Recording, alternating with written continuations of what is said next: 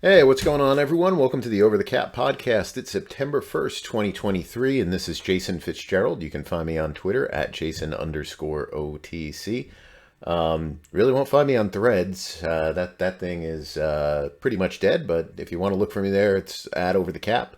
Maybe I'll check it out during the season at some point, but interface there just really wasn't working too well. So really haven't used it.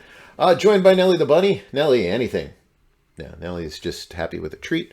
Got a little Southern tier here tonight. I thought I had a couple of these, but apparently I don't have too many. So we're really going to nurse through the beers tonight. I don't think this will go too long, but we'll see. But I don't think I have too many questions this week. So it'll mainly be just the main stuff going over. So I haven't done a podcast in a couple of weeks. Was going to do one a couple of weeks ago. And something came up. I don't remember exactly what it was. I think we went out, and once again, Jacob decided, even though he originally said no, he was no Fortniting. I think he changed his mind when a couple of his friends said, hey, we're going to do Fortnite.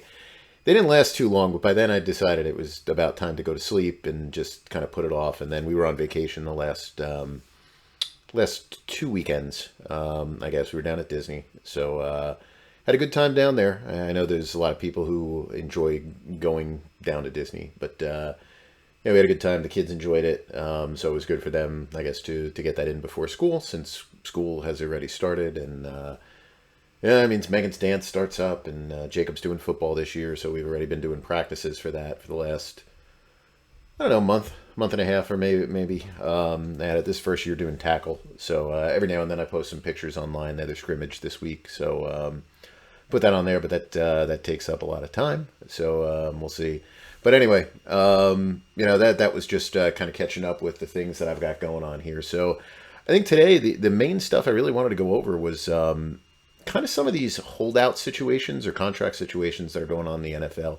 The Chris Jones one is the one that I find the most interesting, and that's the one that I really wanted to focus on a couple of weeks ago and just never got around to it. So hopefully, today we can get into that one a little bit. Mike Evans came out today, and his agent came out, and they're not threatening a holdout or anything like that. Just basically want it to be out there on the public record, like they're desperately trying to get an extension, and it doesn't sound like the Buccaneers have even made him an offer. And I think the situations with him and Jones are pretty comparable. There's some differences between the two. Stay of the franchise. Obviously, the Buccaneers are in a rebuilding mode, whereas the Chiefs are in one of these prime windows to win a Super Bowl. But in terms of the players themselves, it's a pretty reasonable.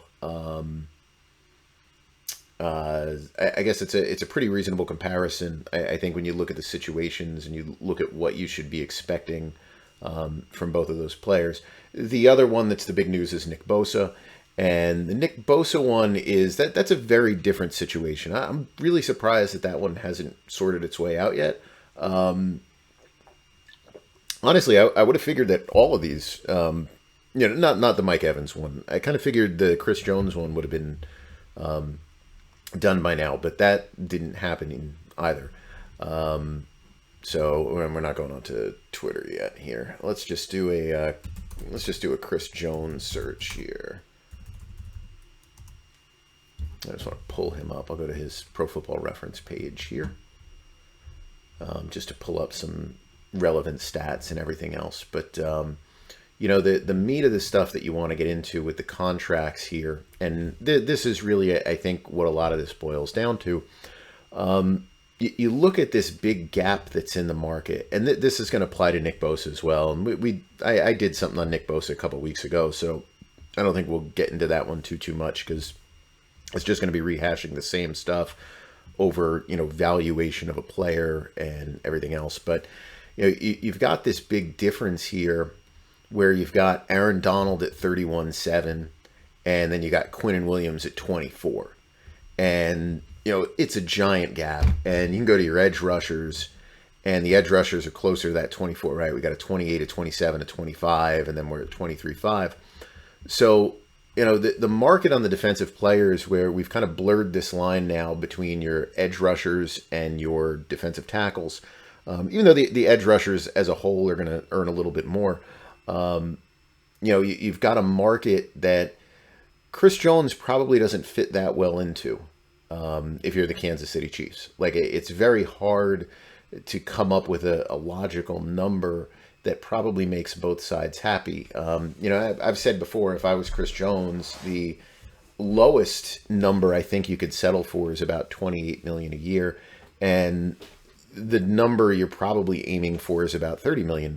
If you go back to the contract history or something like that for him, you look at where he was. If you peg him to Aaron Donald, which is basically what they did the last time, Aaron Donald was at 22.5. Let me see.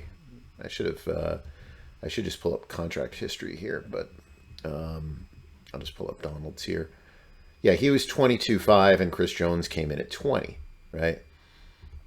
Chris Jones here at 20 a year is where he's on his current deal. So very different structures between the two contracts. Like, Chris Jones's cash flow on his is very steady. If you looked at these numbers, you can easily see why Kansas City did this deal when they had him franchise tagged. It's basically the franchise tag was the payment the first year, 21.5, 23.6, 20 million.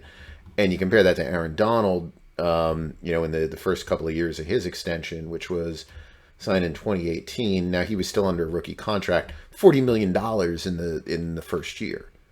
9 million, 17, 19, and then when he gets the new deal done, 31.5, 28.5, and 35.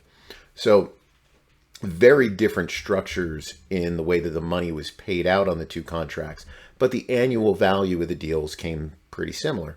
So I think logic would dictate that if he was worth at that point in time $2 million or so a year less than Aaron Donald, you would expect the same to hold true here. Whether you want to look at that as $2 million a year less, even though I think Chris Jones is probably higher regarded now, at least off of what he did last season, than where he was a couple of years ago when he signed that deal back in 2020. You can do it on a percentage basis, and you'll probably come out to being $28 million a year. I think that's where I kind of came up with the low figure. But I think $30 million is the number that probably makes him happy. It makes it work. But the situation that hits with Kansas City, and this is true of all teams, this isn't just a Kansas City thing. There's maybe I shouldn't say all teams. There's a couple of teams, that don't kind of fit that mold. The Rams being one of them. Brad made a pretty good point, I think, on Twitter today. I don't remember if it was a reply to a comment that I made. I think it was, where he said basically the Rams screwed it up for everybody. And it was true. The Rams did these deals that really didn't make any sense at all for Aaron Donald and Cooper Kupp. It was that post-Super Bowl euphoria, hangover. It's a love fest. These guys are saying they want new deals. Let's just get a deal done. We're paying them in part because we won a Super Bowl. We want to thank them for that. That's an oddity in the NFL to have that happen. And not only did they create kind of these outlier contracts, you can see the Kupp one here, which is a legitimate. These numbers aren't legitimate for Tyreek Hill and Devontae Adams. You have Cooper Kupp at 26.7. Tyreek Hill's real number is like 24, 25. Adams is like 22, 23. If you take out the funny money on the back end of those deals. So really, you've got the Rams doing that with a couple of players in the league, and, it throws everybody off. And not only does it kind of set a market that's too high, I think, for a lot of the other teams to deal with. The other issue is that Aaron Donald was hurt most of this season. Cooper Kupp was hurt most of last season. Looks like he's hurt again this year. So you're looking at players whose peak performance was prior to the contract extension. And whether it's fair or not, you're paying for future performance when you sign a player. You're not really paying for past performance. When you're trying to determine, for a player, one of the things that you kind of try to look at is what's an expected value of the player, right? What is the career expected value of a player? And you can go just using salary information. If you want to do that, you can go all the way to when a player is a rookie. All right. And based on where that player is drafted, you're going to come up with a number as to what that player is worth, right? We do that when we do our trade calculator, right? We've basically converted every single draft pick into a salary slot. The first pick in the draft is worth this. And if you use it on a quarterback, that expected value might be, the market's changed a bit, but might be something like $40 million. Something like a top 5 quarterback is what you would expect. So it's probably more like $45 million. And you can track that kind of career history and say, okay, that's what he's worth. But obviously it takes time to get to that value, right? As a rookie, your rookie performance is pretty low. Your performances over time are going to get better and better. And then you kind of hit these peak seasons. So when you're coming up with making your teams and setting your valuations and everything else, part of what you're trying to determine is what's that value that's left in that player. And let's just say Chris Jones has given you last year $30 million in performance. Let's just say the Aaron Donald contract is legitimate. Let's say he's giving you $32 million in performance. What are the odds that he's going to repeat that performance next year and the year after that and possibly the year after that one? I don't think you would look at Chris Jones and say to yourself, Chris Jones is going to be 29 this year, right? 29. When's his birthday? Yeah, so it's legitimate 29. It's not like an end of the season thing. So he's going to be 29 years old, and that means his extension technically kicks in when he's 30. All right, because he's already under contract this year. So his extension kicks in when he's 30 years old. What are the odds if we assume the first 2 years of that deal are virtually guaranteed? The first 2 new years of the deal wind up virtually guaranteed. What are the odds? Let's say they do a relatively straight line payout, that it's not going to be the Aaron Donald craziness, with some of the salary numbers there. What are the odds that he's going to give you $60 million in value at 30 years old and 31 years old? The percentages on that are going to be pretty low. I just pulled up some basic numbers from Pro Football Reference, from their StatHead platform, where I just wanted to look at a couple of different filters for players who were 30 plus years of age at the end of a season, that I would consider an interior defensive lineman. And I believe the filter I used on this, I ran these a couple of weeks ago before we left for Disney, when I thought I was going to sneak that podcast in. But I believe I know it's from at least 2013 on, but I think it's 2013. I think it's, usually I try to peg everything to the beginning of OTC and, just trying to work through that. So,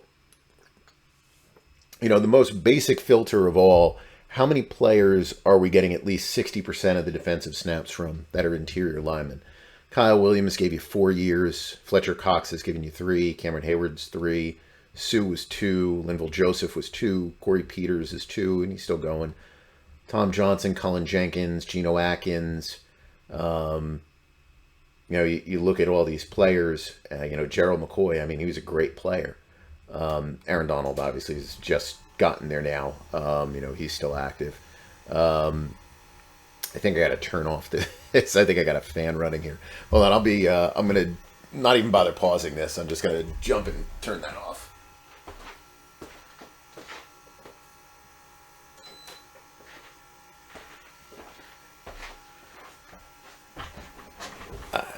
Hopefully that'll kick off. It's I didn't even realize that was on. I had the dehumidifier running down here, and I didn't even know that was connected up. So I just turned it off. We'll see if it kicks off. If not, I'll try again and see what's going on with it. So anyway, we're looking at 60% of the snaps here, and that's a very basic threshold to reach. And it's not even a lot of players that we have in the last couple of years that we can look at and say they're even playing 60% of the snaps. If you're not playing at least 60% of the defensive snaps for a team, in no way, shape, or form are you worth $30 million a year. It's just not even remotely the case. That would be the case here. All right, that finally kicked off. Sorry about that.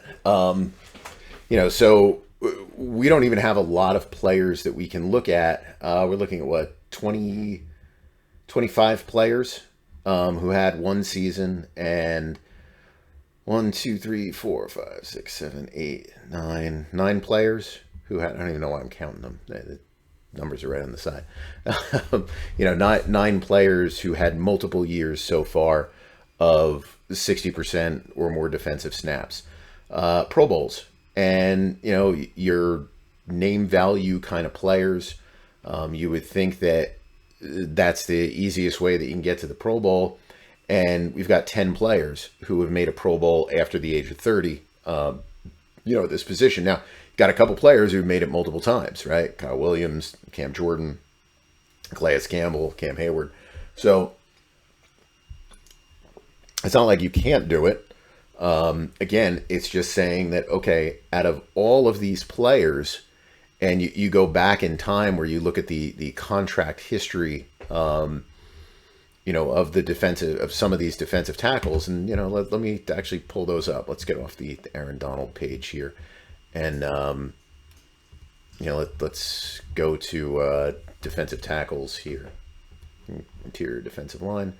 And we just look at players. Sue is not on that list. J.J. Watt, I don't think, was there. If he was there, he was there one time. Richard Seymour wasn't there. Randall doesn't fit that. Muhammad Wilkerson certainly was not there. Darius wasn't there. I mean, these are all your biggest contracts. Fletcher Cox was there, I think, one time.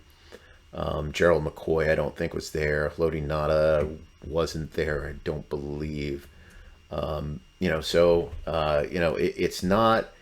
It's not a big group, and you do have a number of players who were really exceptional football players, and the performance just tailed off. And then the last thing I want to look at was sacks, and I know sacks are kind of a fluky thing. It was just going to be more of a pain actually to do a pressure search. I would have used PFF more for that, and I just didn't have the time to put that all together.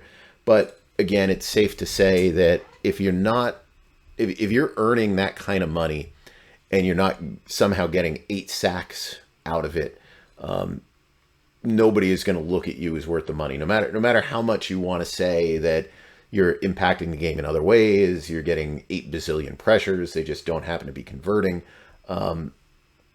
If you're not hitting this kind of number, you're not really going to be looked at as being that game-changing kind of talent. So again, who do we have here? It's Hayward and Jordan with 3 seasons apiece. Campbell with 2. Jason Hatcher had 1. J.J. Watt had 1. Aaron Donald has 1 and counting. Kyle Williams had 1. I think that was when he was 30. And Geno Atkins is 1. So again, we don't have like this huge, rich history of players that are producing at that kind of level, especially as they get older, when they're playing. And I understand that when you look at these things, it's very easy to focus on today. It's very easy to focus on, well, what is the importance of Chris Jones to us today, this particular season? But you're running an organization, you're running a team. Your job is to plan for the next 2 to 3 years. It's not like it was in the past where teams really operated on like a 5-year window. Even though the Chiefs have a lot of leeway, their front office, you just don't have that anymore. But you're planning in 2 and 3 year windows. And even though the salary cap is going to go up, and you're going to say, well, the salary cap is going to go up, it still really doesn't matter. if you have a $30 million defensive tackle and he's declining performance, and everyone else in the league has a $24 million defensive tackle, or a little bit less than that, and that's, let's say, steady performance. And then you've got a number of players who are, playing closer to the minimum levels, who are giving you the highest level performance. That's a negative, right? Everybody's going to have the same salary cap situation. So that becomes a negative. Even if you want to look at it in a vacuum and go, well, as a percentage of the cap, it's not that bad. You're still at a disadvantage to the other teams in the league. And that's really what you want to compare yourself to. It's not so much comparing it to this salary cap number, whatever that number might be. It's how you're going to compare with the rest of the teams in the NFL.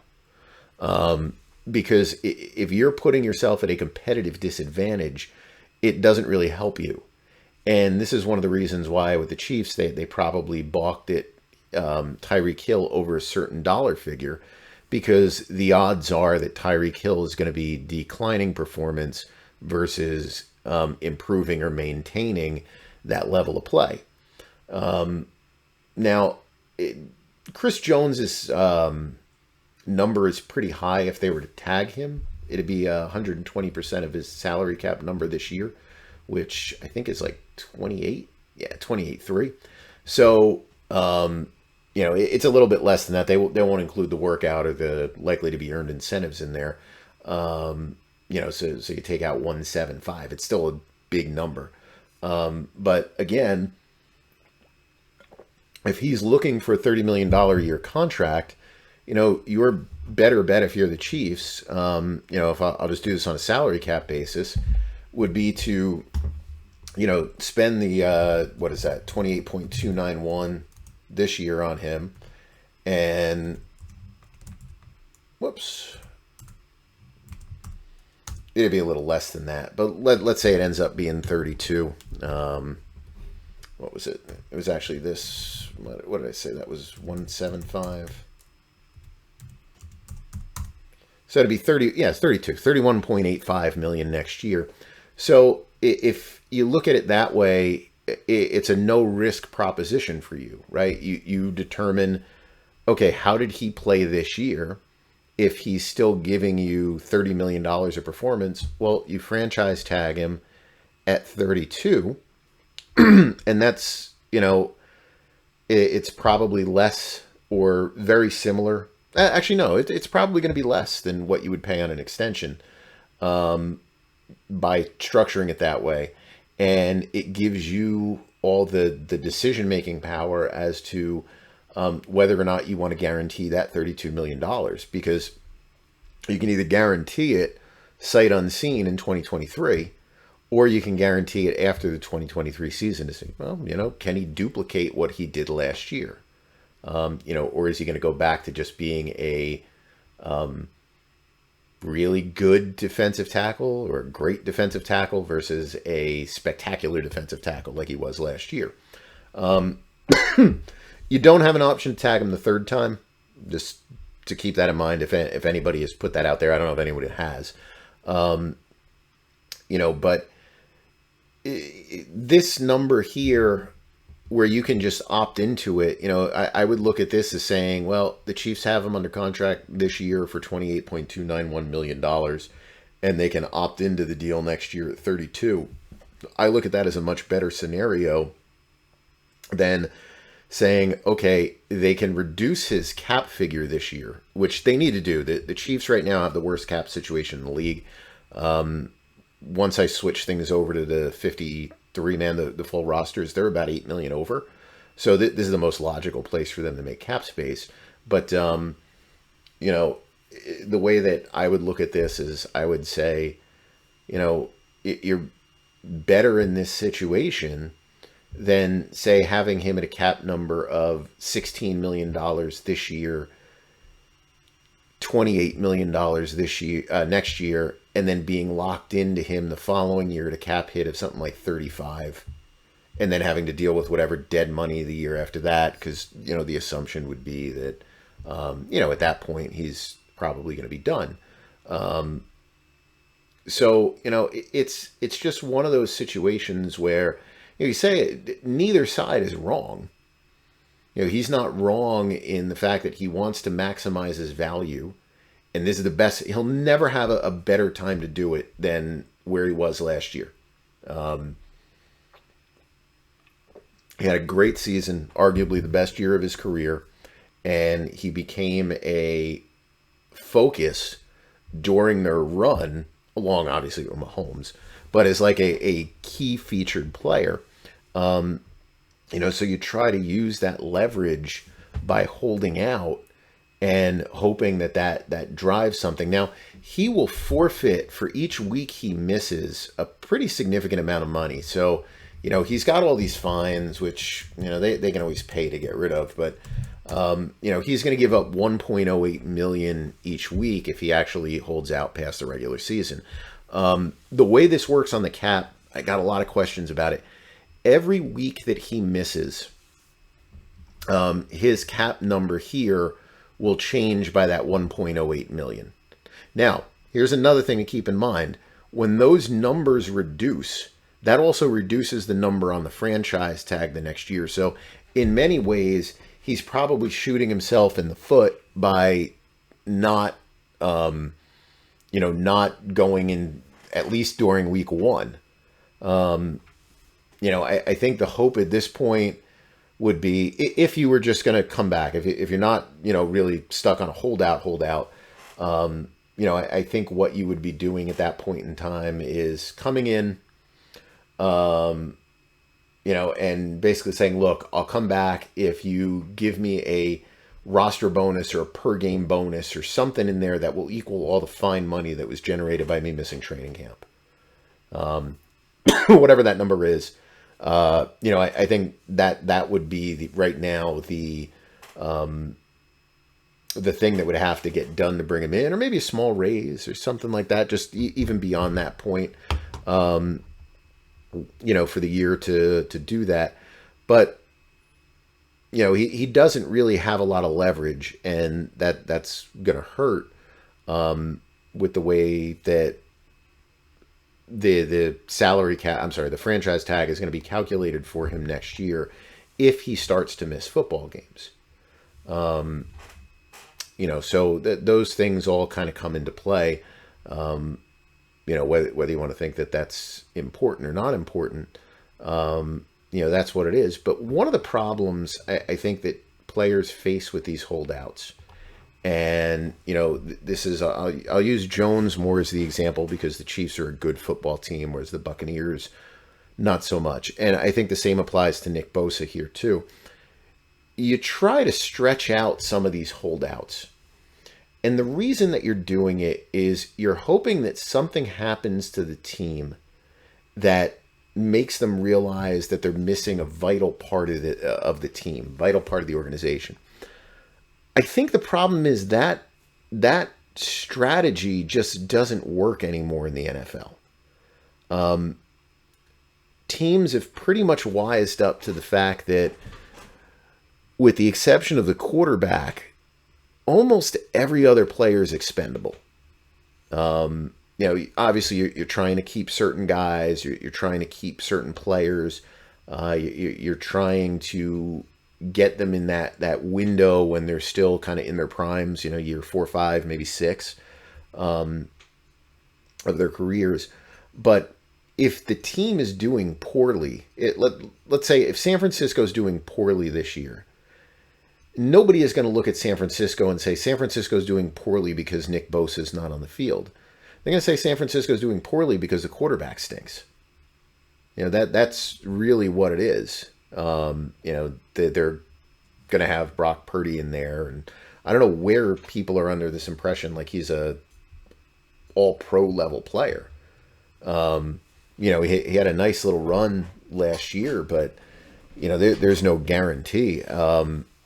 Did he play any better than Mac Jones played 2 years ago? Probably not. Their other option is Sam Darnold. I mean, that's not exactly a great option either. So, I mean, the blame or whether it's the blame or the credit it's going to go on that quarterback. It's not going to be that, okay, we're 0-2 and we're in a panic. We need to bring in Nick Bosa. That's going to save our season. Like, no, that's not going to be the case. Maybe in week 10, it's like, well, yeah, let's get Bosa back if we're going to be in the playoffs. Let's get Jones back if we're going to be in the playoffs. But if the Chiefs are doing poorly, let's say that they have a weird start to the season and they're doing poorly, nobody is going to look at that as we're losing because of the defense, and if we brought Chris Jones here, the defense would magically be great and it would save us because we'd have another pass rusher. It doesn't happen anymore. There's just very few players, non-quarterback players, who are looked at as that type of talent. Systems in many ways trump the individual players. But just by and large, I mean, you just get a lot of turnover in the NFL. When you go back and you look at so many of these positions and you look at who were the highest paid players, 3 years ago, a lot of those players are out of the league.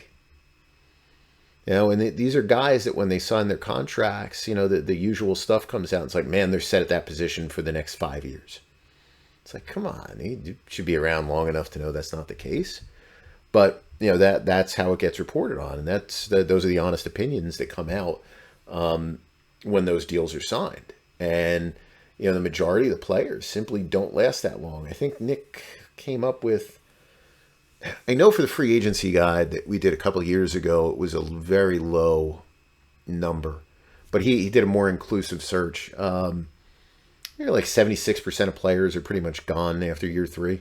Their contracts. I think it was something like that. It's very few players that make it to the back end of those deals. And it's just, that's the way the NFL works. The way the league works is the players are good for a short period of time, and as soon as they begin to tail off, they're pretty much cut or they're traded away. It's a very different league than in the past. And I think one of the problems that faces Evans and faces Jones, and Evans' situation, it's the same exact thing as Chris Jones. Like, we want to make him a Buccaneer for life. It's like there's very few players that are any team for life. All right, Tom Brady didn't finish with the Patriots. Peyton Manning didn't finish with the Colts. There's very few players that are a player for life on an individual team. Second thing was, he's got 5 or 6 good years left. I mean, come on. I mean, the odds of that are really, really, really low. And he's a great player. But, you're selling a bill of goods that not many people are going to buy into. And certainly no smart front office is going to buy into that and be like, yeah, this guy is such an outlier. Like, yeah, he's going to continue to give us 1,000+ yards a year, until he's like 35 years old. Just doesn't happen. Not going to happen. But the problem really lies in the fact that on the agent side of things, I don't think the player side, the agent side, the union side has kept up with the trends in the way that teams are kind of looking at players. I think that a lot of people are still stuck in the past. I think a lot of people are still stuck in what worked through, say, 2013, 2014, maybe 2015. Basically, once teams settled into this new rookie contract system, the rules completely changed. Everything was thrown out. Before that, the rules that were involved were very different. I know this is going way back in time, but when you go, back in the day, the way that most people looked at these contracts was that they looked at what was called a 3-year number, 3-year annual value, a 3-year APY, just a 3-year cash, however you wanted to look at it. And the reason for that was the structure of the contracts at the time were basically big signing bonus, big option bonus. You had such a sunk cost in the player. After 2 years, you might have 70% of the entire contract paid out. So you had a sunk cost in there. You had a dead money aspect of it that made it difficult to release the player. So year 3 was a virtual guarantee. Now we're talking about the high end players here. We're not talking about the lower end guys. So everybody was trying to game the system to get these long-term deals in there.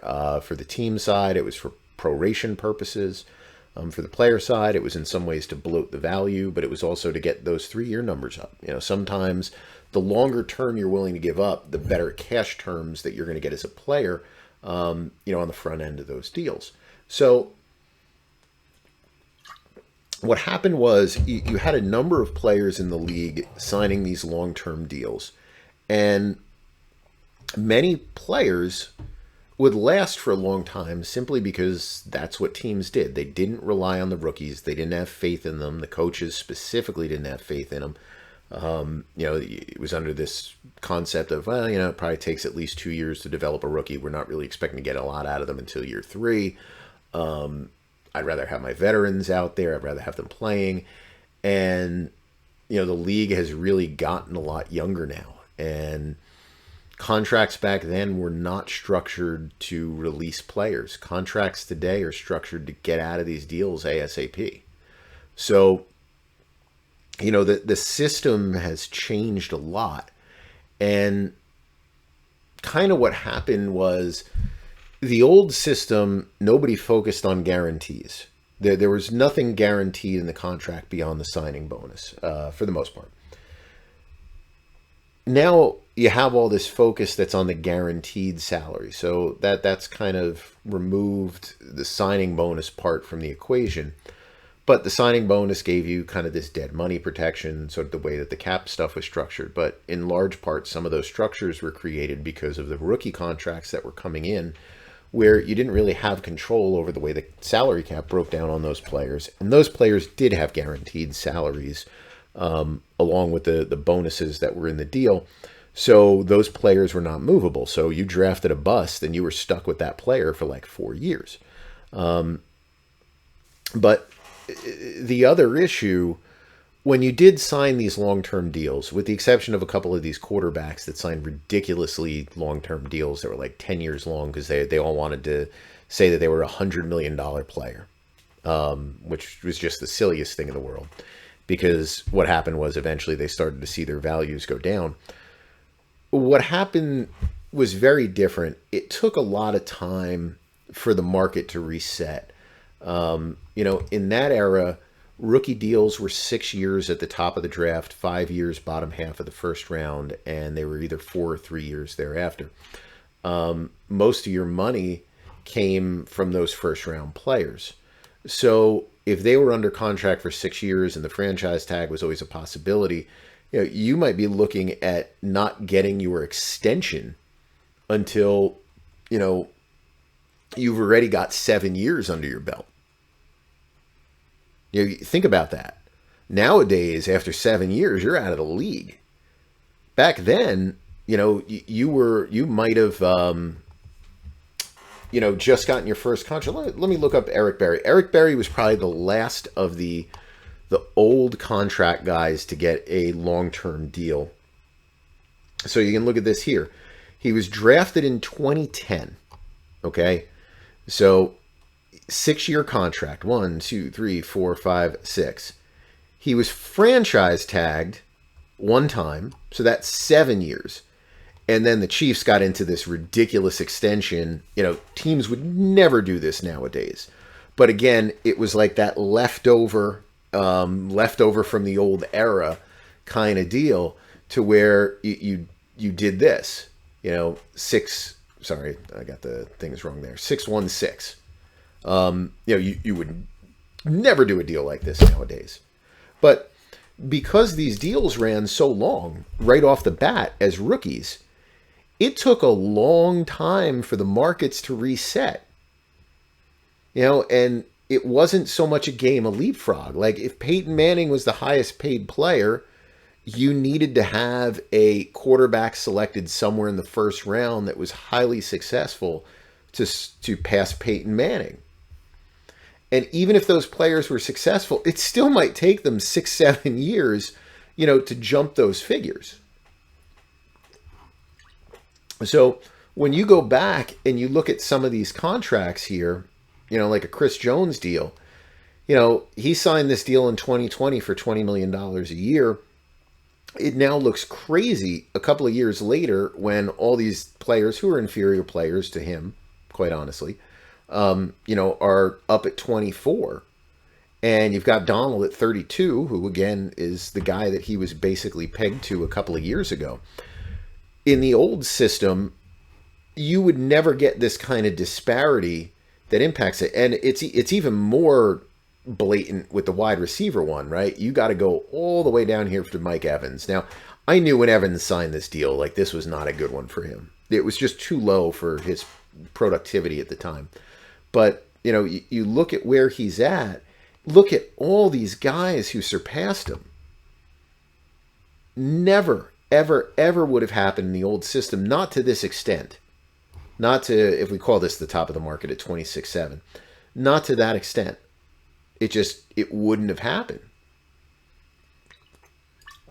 So a lot of these guys are still negotiating, I think, some of these deals as if it's 2010 or 2011 and not 2023. And, this is kind of the issue that more and more players are going to have to deal with doing these contracts. The fact is, when you sign these long-term deals, you're giving all the leverage to the team. Like, you have no leverage in a contract. There's zero, right? The player has zero leverage. They sign a contract, they get protection, so the team takes on risk, all right, for the front end of that deal. You are giving up everything on the back end of the contract. The teams are only going to guarantee you 2, maybe 3 years on the deal, depending on if it's an extension versus a free agent contract. Free agent will probably get 2 years guaranteed and then a vesting guarantee for the third. Extended players will probably get 3 years worth of guarantees, 2 new extension years plus, something over the existing years as well. That's basically the way the structures work. So once you go beyond those years, everything starts to slide in the favor of the team. They control your fate, and they can continue to opt into your contract. And because you never even got to a franchise tag in the first place, they can control you. If you're one of these guys, these rare players who excel through that second contract, they can still control your rights. And, they can tag you. Just like I said, the Chiefs could do with Chris Jones, or, the Buccaneers could do with Mike Evans. So it doesn't make a lot of sense for many of the players to sign really for more than 3 years. So here's the one thing that I would say, since we focus so much on guarantees now, we over-focus on guarantees. It's a bad way to evaluate contracts a lot of times. But one of the things that we've seen with the couple of players who have gotten these shorter-term deals, the guarantees on the contract aren't really following the length of the contract. So what I mean by that is you have Tyreek Hill on a 2, really it's a 3-year deal, 72-2 total guarantee, 52 at signing. Cooper Kupp at 75 injury, 35 at signing. Trevon Diggs was 70 and 48. Devontae Adams is a 3-year deal, 65 and 22. And then you go to Amari Cooper at a 5-year deal with 60. DK Metcalf on a 3 is 58. Deebo Samuel, 58. A.J. Brown, he's at 4, and that's an iffy 4, at 56. And yeah, Mike Evans. Now, this is a long time ago, but at 55. So, and then you can do this with a lot of these different positions. One of the things that's been the case that I've seen is even when players are signing 3-year contracts, their guaranteed salary And really, I should be looking at the new guarantees. I'm too lazy to bring up the chart because the new guarantees will take out some of that old money that's in there and give a better perspective where you compare them. The thing that I've noticed is that even though a player is only signed for 3 years, the team is still willing to guarantee 2 years of the contract.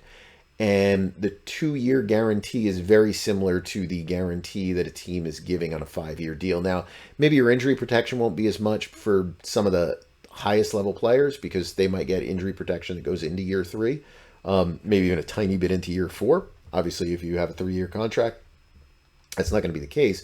But if your main concern is how much is guaranteed at signing and how much is kind of injury protected from a realistic standpoint, you're getting the same number on the 3 year deal. The thing that you're missing out on if you're a player and you sign for 3 years is your earnings over a 3 year period are probably not going to be as high. This one's a little rougher to look at here for this particular position because all these contracts are pretty recent. So this one's a little bit harder to compare. Some of these players. I'm trying to see if I can find a better position where we've got some recent deals that are a little bit longer here.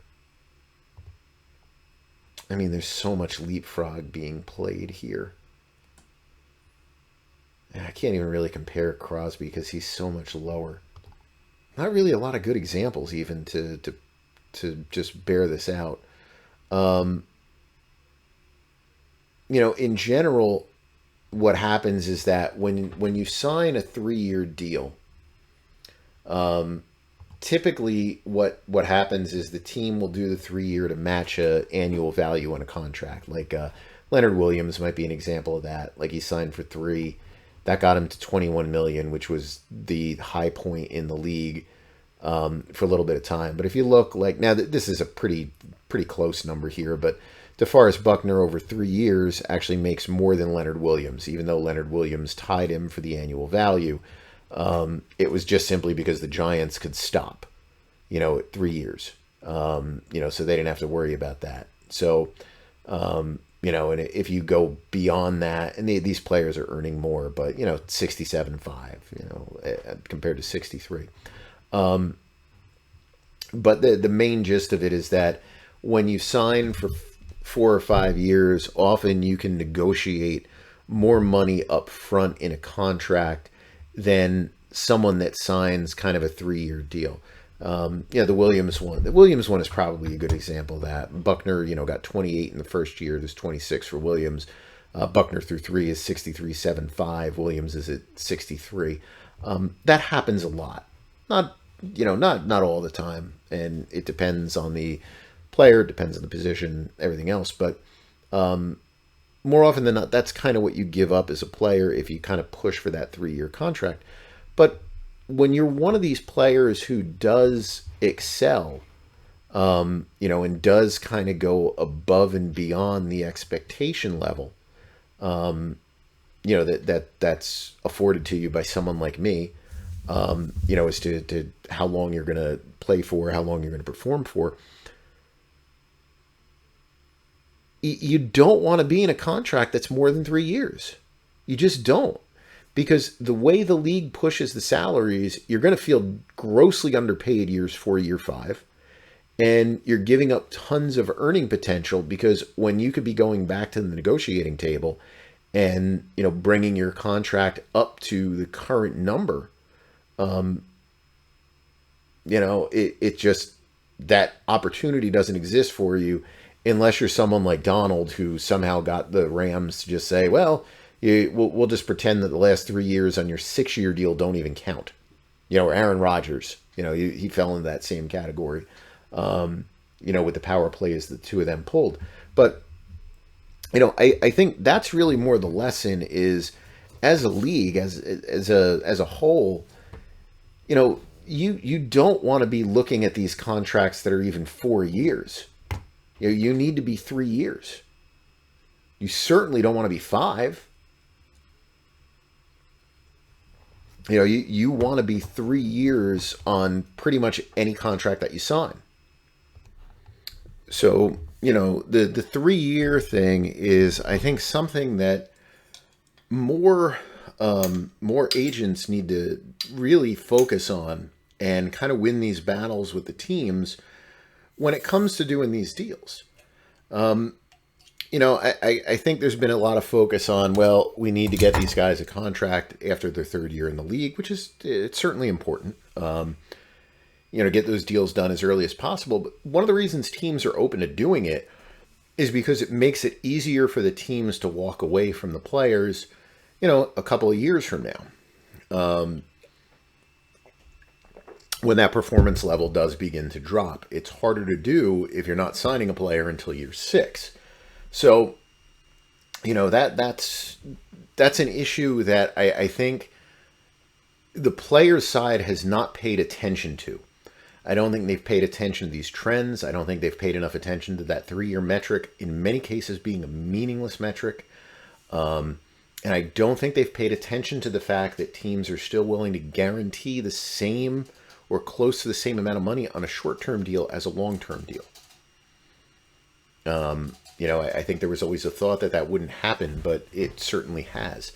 And I think it's just losing perspective, and it's costing certain players money with the approach that just is not keeping up with what goes on in the NFL. And, the other thing that I'll just reiterate about this, and this is just something that I think has just been missed since day one, and I know you're going to say, well, teams will never go for it. So if teams aren't going to go for it, why do we even try? It's like, you should be trying. One of the things that you can do as an agent, and I know this is something that never gets talked about, when you sign a rookie contract, there is nothing that prevents you from demanding a no franchise tag designation in that contract. And that would really solve a lot of problems. I'm not talking about getting to a third deal, but just, on the Nick Bosa side of things, or why we take some of these deals because we're fearful of the franchise tag. If you fight for that no franchise tag designation, maybe something can work out in your favor over the long term. I'm a proponent of saying, okay, you know what? We're willing to take a little bit less money as a rookie, because you can do that. Unless you're the last pick in a round, you can take a little bit less money than your slot. I'm willing to take less money if you're willing to give me a no tag provision at the end of my deal. Because if I have that no tag provision, I have a lot of leverage over you on an extension to get a 3 year deal instead of you asking me for a 5. And I have a lot of leverage to maximize my earnings in free agency if you can't come to, to an agreement with me. Like, Nick Bosa is going through this holdout. And again, I don't know what the end game is here for him. You've got this holdout, and 49ers can tag him 2 times in a row. Now, I don't know if the 49ers have fined him at all. I'm going to guess they haven't. I don't know if they still can. I don't know. I don't know the way that works. I'm not sure if they would have had to do that like right at the start. They probably did. So I'm not exactly sure the way that works. But if it's still kind of at their discretion as to the timing on that, they might do it if this extends into the regular season. But again, you're kind of costing yourself, $1 million a week almost. His probably about $1 million a week if he decides to not show up and play football. And again, you don't really have a leverage because the 49ers can just say, well, we'll tag you, and then we'll tag you again and shake your hand and say thank you for the service after that. Good luck. So, this is just stuff that requires planning and everything else. And I don't know. I just think this is one of those things that's just being missed completely by the people doing the contracts sometimes. It's just a miss, on the stuff. And, maybe some of it, too, goes down to seeing the way the quarterbacks are. and, pegging certain things to certain players. You get focused a lot if you're an agency and you represent these big name players. This is really where most of your press coverage comes from, is when you sign these guys, and these guys have a better chance of sticking out their deals. But it's like you need to have separate rules for different positions. Like, you can take a longer term deal if you're a quarterback. I wouldn't advise it, but at least there's some logic. You can do it, left tackle, some guard positions. You can argue it, but you these other positions you just can't. The turnover is just too much. And I always say that this is a great example. Tunsil's a great example. If VJ and I ever do get around to crunching numbers part 2, we say we're going to do it, and we will. Tunsil to me is like a great example of the way things should work if you're a player. Just a phenomenal job that he's done. He reps himself, I believe. Where if you look at his contract history here, what he's done, he was able to leverage his trade into a 3-year deal that put him at 22. And then rather than having to sit at 22 million for another 2 years, he was able to get a new 3-year deal at 25. And I don't know why his effective APY is 0. We must have something wrong in there. I'll have to look at his page and see. But, he did really well for himself. You look at these cash payouts here. This is when he signed, right? 2020? Yeah. 23.85, 16.15, 17.85, then jumps up to $32 million he makes. So, that's the shining example of how to play things. But, there's certain positions that you can kind of do it with. And if you're a team, it's probably the same thing. There's certain positions where it's safer, to guarantee a little bit more if it means you can drive the value down a little bit of the overall length. The overall price on a 5-year deal. But that's kind of I think the issues that are at hand here. And I just don't know what the end game is really for Chris Jones, because it's just, if he was 24 years old or 25 years old, it's a very different situation than when you're going to be 30 when your next deal kicks in. So, do I think it'll get sorted out? Probably. Maybe even by the time I post this, maybe he'll say, okay, I'm into my holdout. But it's just a bad situation for the players, just based on just kind of what happens up front. So I would just say that if you are representing someone, if you're a player, I would ask a lot about the 3-year deal and how do we get to that number, and what are some of the things that we can do to kind of improve, our standing here. All right, let me just put out a last call for podcast questions here, and then I'll go to the emails.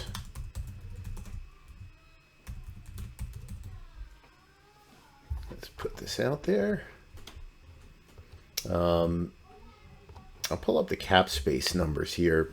Let me just do that real quick, and then I'll go on to my emails. I'll do those on the phone again. So the Browns are going to be about 28 million, way higher than anyone else. Once I switch over to the top, just to the full rosters, Cardinals are going to be around 17. The Browns are renegotiating, restructuring basically everybody on their team. It's an interesting strategy. It's very Eagles-esque, which makes sense. They kind of come from the same system. This is one of those things that I suggested the Jets do, and I don't know why the Jets have not done it yet. Now, we do have a week, so there's a week left here. My thought on it with the Jets was, you want to create as much room as possible to carry over to next year, or to have, at your disposal at the trade deadline, so you can, maybe make some moves. And I'm a little surprised they haven't done anything yet, but we'll wait and see. But if you look at the Browns here, they have restructured multiple players, here where you see all these guys at minimum salaries, but they've already done the restructuring for 2024 for a lot of their guys. They've done it for 2025 for a lot of their guys. They're using these multiple option bonus structures to, basically build these things in, but give them that same flexibility that the Eagles have, or that maybe the Packers had this year with Aaron Rodgers, to where those option bonuses are not due until, the summer. So they can cut the guys June 1 on them. They can do all kinds of stuff with the players that you can't do in a traditional restructure. So that's always pretty interesting. Teams down here all need to create cap room: Chiefs, Bucks, Raiders, Giants, Bills, Ravens, 49ers. These are the teams that need to create cap space. The way that it goes. I don't even think there's a point in talking about Trey Lance. Niners drove his value down with the way that they kind of discussed him, talked about him, and everything else. It's going to go down as one of the worst trades of all time. You can argue it, and you can talk about a lot of things with it. It's going to be one of the worst trades of all time. I think the fact that they did it as a blind trade is really what the issue is. They basically gave up what you would give up for the top pick in the draft, and they did it for a blind pick. And they took a guy who they didn't have the patience to try to work with, develop, and his value dropped to a 4 from Dallas. Josh Rosen got a 2. So, it just shows you. Now, I think that a lot of teams did not have that high of a grade on Trey Lance. And by not high, I don't mean they didn't have him in the draft. Probably second round is where a lot of teams viewed him. But, I think that was, just kind of a miss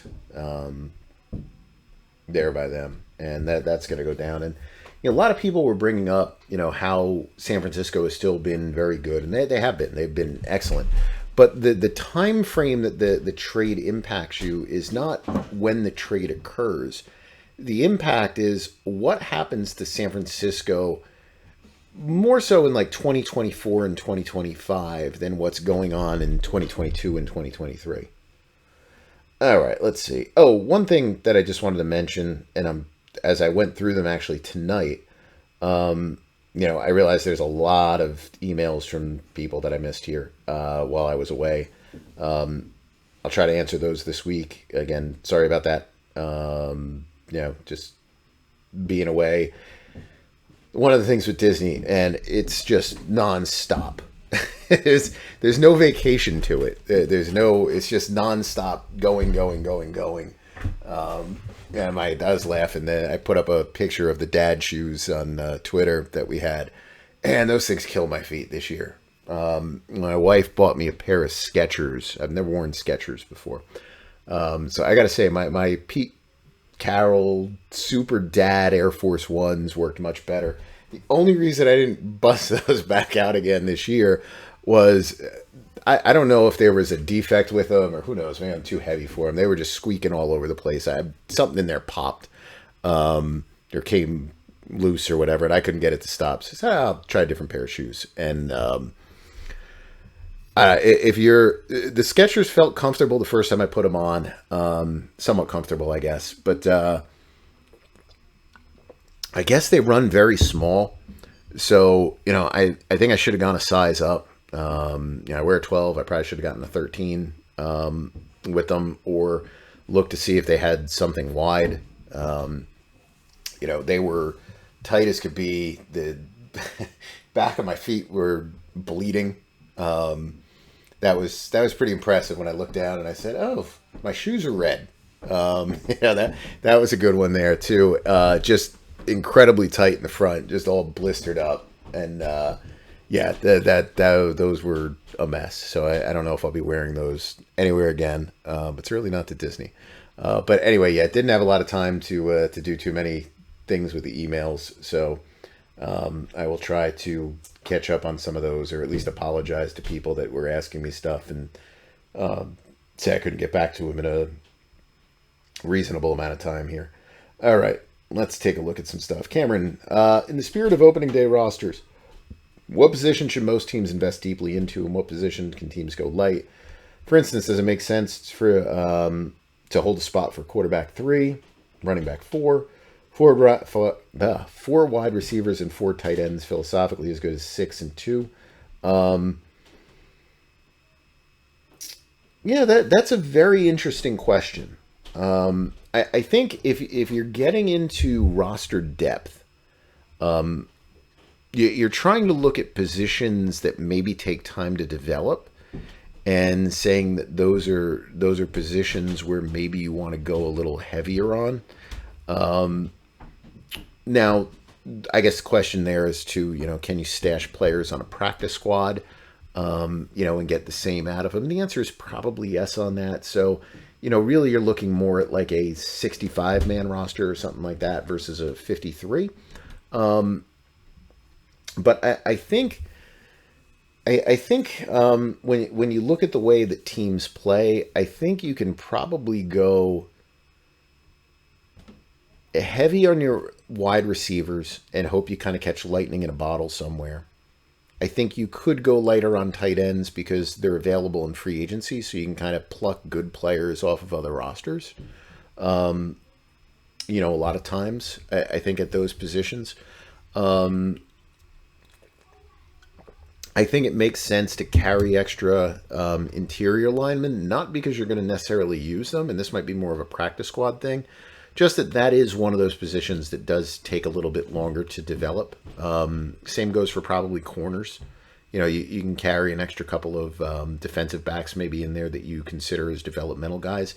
Again, it's probably a little bit more for practice squad than, regular stuff, but I think you can move away from certain positions, and you can say that, these are positions that we really want to try to develop, and you can look at other spots like a linebacker and say, well, we can always find somebody in free agency, so why do I need to carry an extra linebacker, when maybe there's somebody else that we can develop?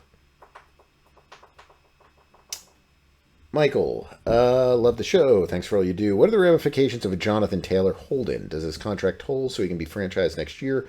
Would he still be on the last year of his rookie deal? That's a good question. I didn't even think about talking about Jonathan Taylor. It's like the never-ending saga. So, I don't know. I saw a report this week that they claimed 2 teams had a big offer on the table for him. I think one of them was Philadelphia. I can't imagine, or no, one of them was Green Bay. I can't imagine with the investments Green Bay has in running back that they were willing to also trade for Jonathan Taylor and pay him $15 million a year. Like, that didn't even make sense. I thought it was the Eagles, but I think it was that team. I think the Dolphins might have been the other one. The Dolphins I could see. Packers, I don't see that at all. So I don't know what the deal is right now with that. It's a very oddball situation. There was talk of like him going on NFI. They kept him on PUP.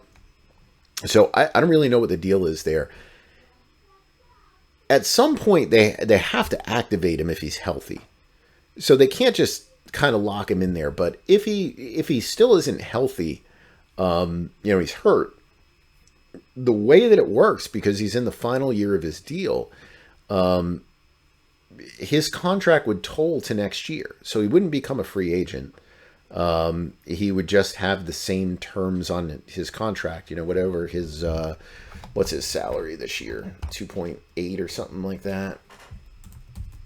Or is he at the $4 million level? Let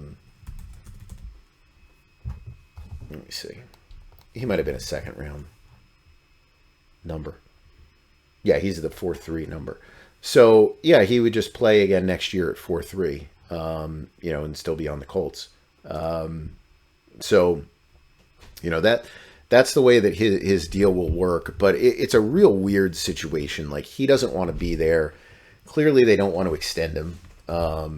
So it's kind of created this weird situation, but I can't imagine there's another team out there that really wants to jump in and, do something big. I mean, we had his valuation last year at 3.8. What were his numbers? He only played 12 games, 861 yards, 4 touchdowns. So, I mean, everything is based on past history. And especially at this position, teams aren't going to do that. The couple of players that signed deals based on past history were like David Johnson, Le'Veon Bell, and those were two awful, awful signings, by the respective teams that signed those two players. So, yeah. But, yeah, his contract will toll if he remains on the PUP list all season. If he comes off the list, then, it doesn't toll. And meaning he comes off and he's activated, not he comes off, they let him practice, and then they say, no, you can't play. It's if he actually, becomes active again.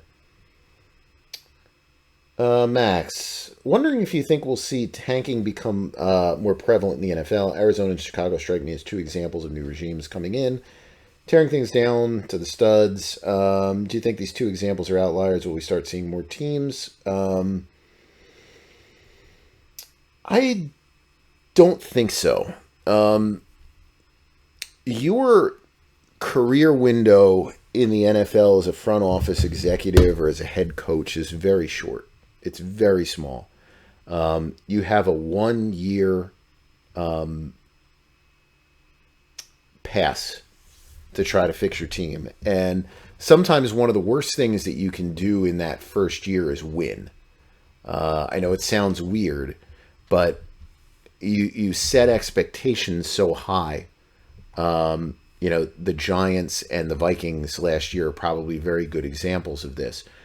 You set the expectations high, and if you fail to reach those levels the next year, which I think for both teams is going to be difficult to do, it sets a very negative tone when you go into year 3, because instead of looking at the Jets right now, right? The Jets have basically sucked every year that Joe Douglas has been there.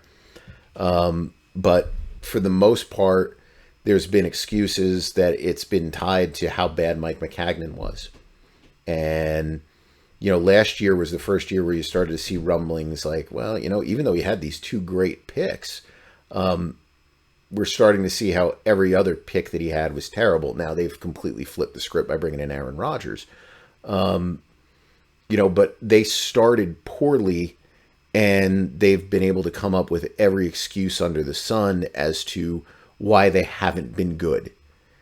When you come in and you're good, it's very hard to explain why you're bad the next year and then saying, well, this is part of the process.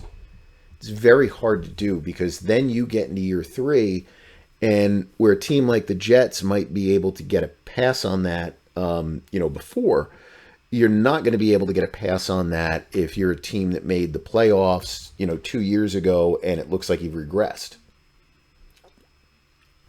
It becomes very hard to do, and to keep your jobs. So somebody's going to be a fall guy. I know I talk about the Jets obviously a lot here because, that's the team that, I root for, and, 20-0 this year, right? But,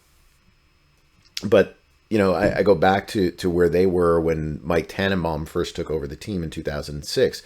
It was the lowest expectations that the Jets had since Rich Kotite's second year. That's how low the expectations were for the Jets that season off of their disaster 2005. Well, the Jets shocked everybody and made the playoffs. Their head coach, Eric Mangini, became Mangenius. All kinds of things about the chess battles between him and Bill Belichick, and, this incredible job that, they were doing building this team. Eric Mangini was fired from the Jets in 2009, in large part because 2006 created these expectations that were unrealistic. They were expected to battle the Patriots for the division in 2007 with this incredible coaching that they had from Mangini and the smarts of Chad Pennington on offense and, all these different things. And, Pennington was benched during the year. That's pretty early on, I think. I'm going to say Jets finished maybe with 4 wins that year, 5 wins. They were terrible. And then the next year they had to go out and they did the Brett Favre trade and everything else. And Mangini ended up being the fall guy. Now, Tannenbaum survived it. But, what they came into is a rebuild. They didn't rebuild right from day one. They were trying to. It's not like they were, you didn't want to win. But again, it just set these expectations too high.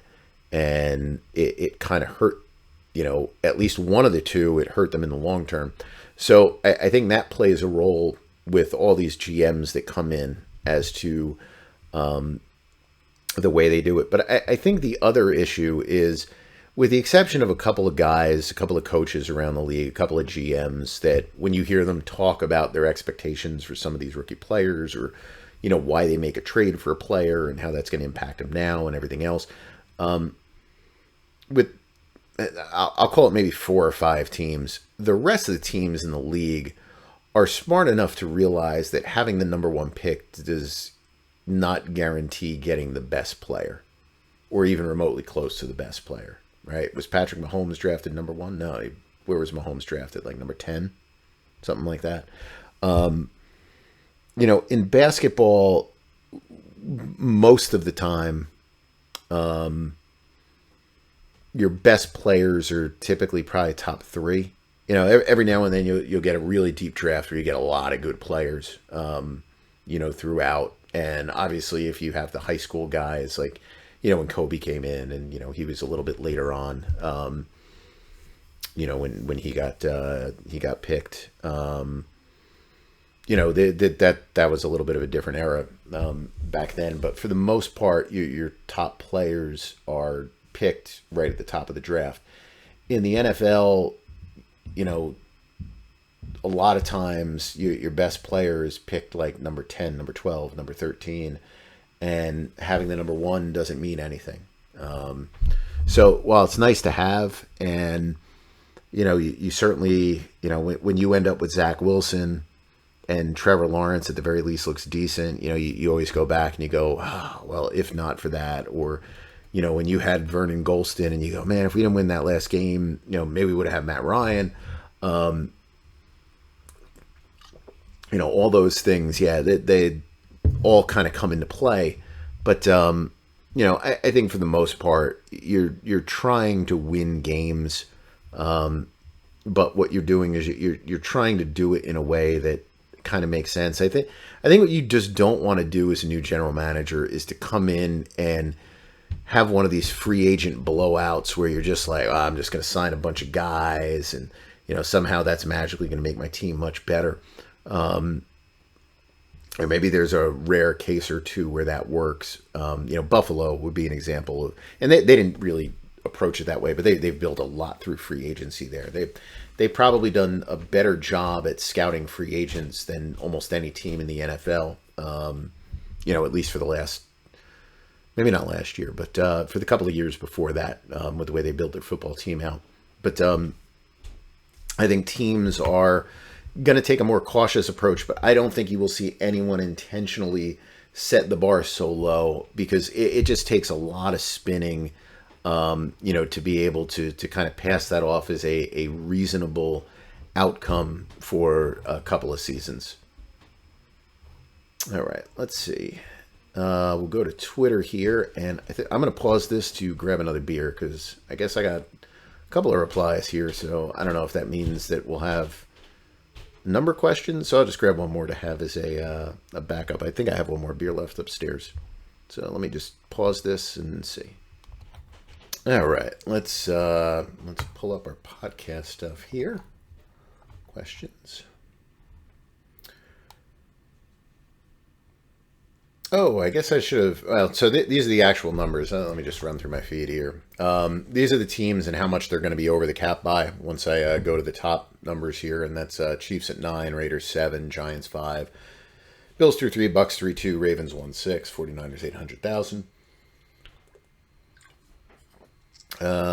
Similar rosters. I'll probably do this next week since we're actually in the regular season. I'll run these numbers again because there's still some fluctuation with the rosters for the next couple of days. Tuesday is really the day where that hits. A lot of people looked at these, and you get some comments on these types of posts like, this is meaningless or this is whatever. I usually look at a lot of these things and say, well, you make the playoffs, you keep your team intact. You don't make the playoffs, you do a lot of turnover. You can see this about homegrown players or how many teams. This one that Nick has here is how many teams have players in the NFL. Like Dallas leads the league. 82 players have started their career with the Dallas Cowboys are in the NFL. Typically, the Ravens and the Patriots are the top two teams, and they're still both very high. In this list. And it's not a surprise to see Carolina so low, Pittsburgh so low.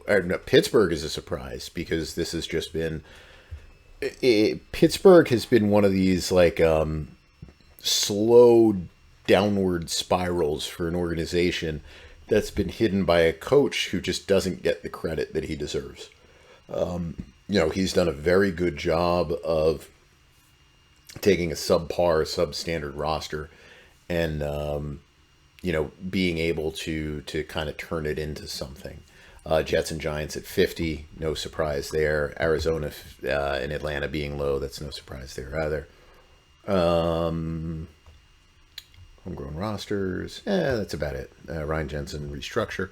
If you want to see, here's Jacob getting ready for his first football scrimmage, playing center. Let's see.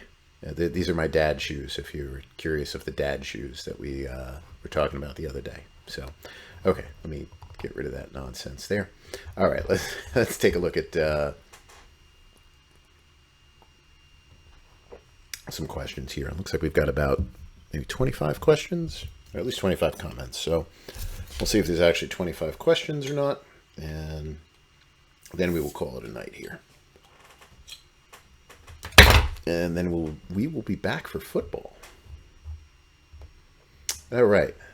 Does Jacob have any games coming up? That's my father. So Jacob has his first game.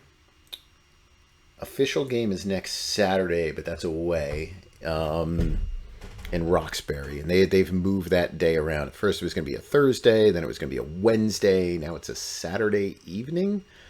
I think the week after that is his first home game, and that'll be a more firm one. It's probably at 10 in the morning, that one. I think this one's going to be in the evening time, but I'm not even sure.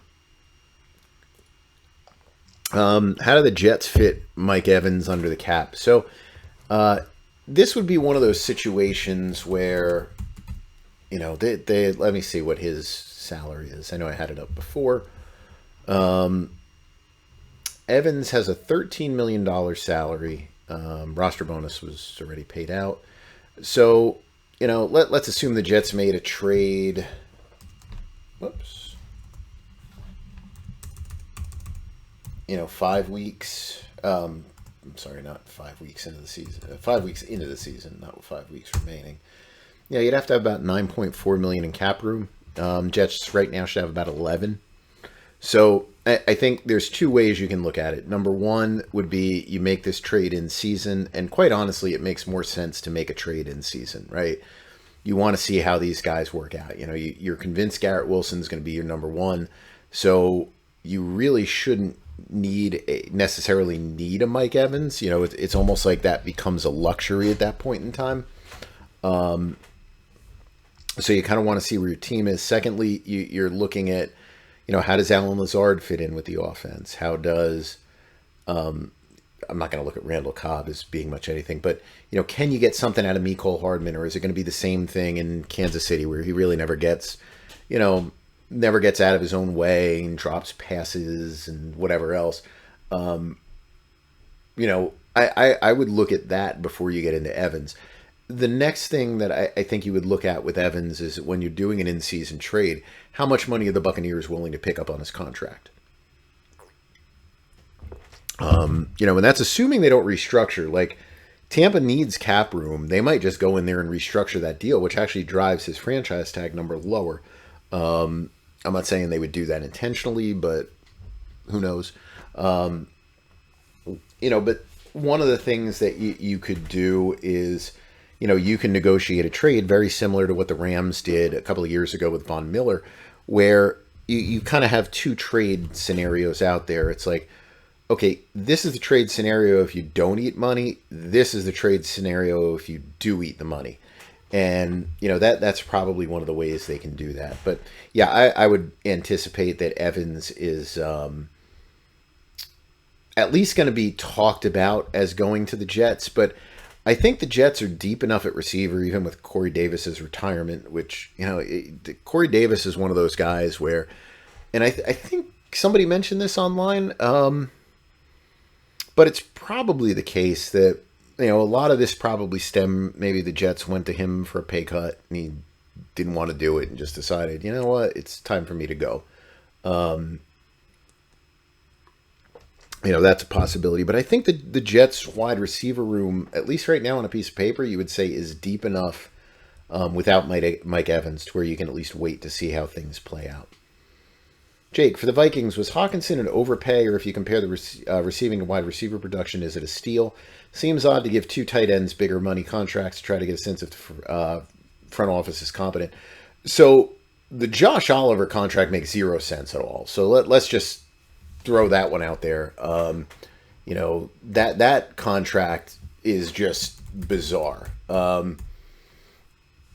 This one here, they signed him for $7 million a year and him valued at about $5 million as just a blocker. That's basically all he is. And most teams don't even pay that for a blocker. You pay a couple of $1,000,000. And I remember when this deal came out and someone said it was $7 million a year. My reaction was, wait, it's $7 million a year or $7 million total over 3 years? Like, no, $7 million a year.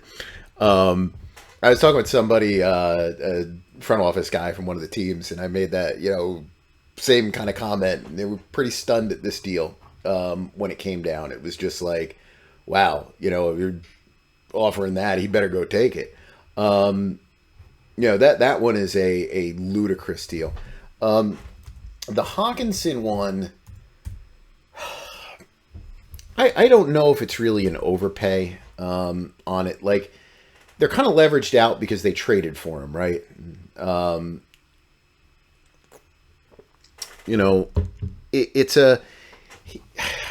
He's a one-dimensional guy. So I think that's actually probably one of the reasons why they went out and paid what they did for Oliver. It's like, you have a certain kind of system you want to run, and you probably only want to use him as a wide receiver. You're getting close to 1,000 yards in production, but, these are the questions that you get into. Is 900 yards of production at 10.6 yards a reception as productive as, an equivalent wide receiver? I don't know the necessarily the answer to that. If we go and we look at wide receivers that are, around that, well, I can't look at Mike Evans. If I want to look at Lockett, Sutton, he's always hurt. It's like that donut hole wide receiver spot too. It's like Hunter Renfrow is like there's like two guys in that spot. Beckham doesn't really count. Hopkins really barely counts. I mean, these are like end of career players. You look at Lockett, and Lockett is more productive, I think, than someone like Hawkinson. Sutton, obviously injuries are a concern there. But, probably, You can argue the productivity. He's probably more productive when he catches the ball. He's probably, I don't know if less productive. He probably doesn't create as much opportunities maybe as Hawkinson does, but that could also be situation impacted. That kind of causes that. So I don't know. I don't think I'd look at it as a overpay. I don't look at it like the Njoku one. The Njoku was, to me, was more of just like okay, we're really putting our faith that he's going to take a giant leap forward. And I didn't really care for that. I didn't think that was, a wise decision by the Browns at all. I think, that's just what it is. But I mean, if you look at where he's at, he's better than someone like, Cole Kmet, who's at 12.5. He's going to be more productive, overall. And obviously we have some mistakes here. I got to go back in and fix his deal because I don't understand why that's showing negative. Probably something in the wrong column. But I don't know. I think it's a high number to pay for tight ends. I guess the question is going to be, and I don't even know who's coming up in free agency. I'd have to go and look. Does this number move the tight end market back up? If it does move it up, because it kind of was hurt a little bit, I think, by some of these deals. If it does actually move the tight end market back up, and you get a couple of guys, I guess Kyle Pitts would be someone. You get a couple of guys that are 16, 17, 18 million dollars a year. You can look at that and maybe say, okay, it's not really an overpay. If two years from now we're looking at Hawkinson at 16.5 and no other players at 14, then yeah, you're going to get dinged as that being kind of an overpay, for you, and how you're going to value your wide receiver room, because one of the things with this kind of stuff now, and I know you might look at this and you might make the argument like, well, he is under Darren Waller. Waller's deal is very different because he had 2 years left on an old contract, and I don't think anybody really looks at that as a legit 17. That's just my opinion on that one. But one of the things here is when you're doing a deal with Justin Jefferson, who is legitimately great, and I've said over and over, I think he deserves the first legitimate $30 million a year contract for a non-quarterback, non-offensive player. Obviously Donald's been there on defense. If you're trying to fight against that, if you're saying, well, that doesn't make sense, like this, Jason's kind of a moron, right, for even suggesting that. You hurt yourself when you do these deals. When you look at the market and you say, okay, our legitimate comp that we're going at is George Kittle at 15, and we're willing to jump to 16.5, it makes it harder for you to argue against anything with Justin Jefferson. With the way that you kind of do that stuff. But and I don't even know if I would call it an overpayment, but the overpayment that was done was in the trade to bring him in. Again, this is what happens sometimes when you go into a rebuild and you're kind of successful off the bat. You make some mistakes. I'm not saying that was a mistake, but they may have paid a little too much maybe in that trade. No different than when the Buffalo Bills a couple of years ago traded for Kelvin Benjamin. When they surprisingly, went to the playoffs in that first year with Tyrod Taylor. I think it was still there as their quarterback. And they traded for Benjamin from the Panthers, and it was like, hey, you got rid of one guy, but now you're bringing another one in, and it's just kind of blowing money. And Hawkinson's a better player than that. But just that same thing. Like, did they make a trade that maybe they didn't need to make at the time, and you still could have gotten that same player for less money if you waited until the less compensation and trade if you waited until the offseason. Possibility. So, but I wouldn't say it's an overpayment, like gross, but I think you want to wait and see, how it works out for everybody else around the league.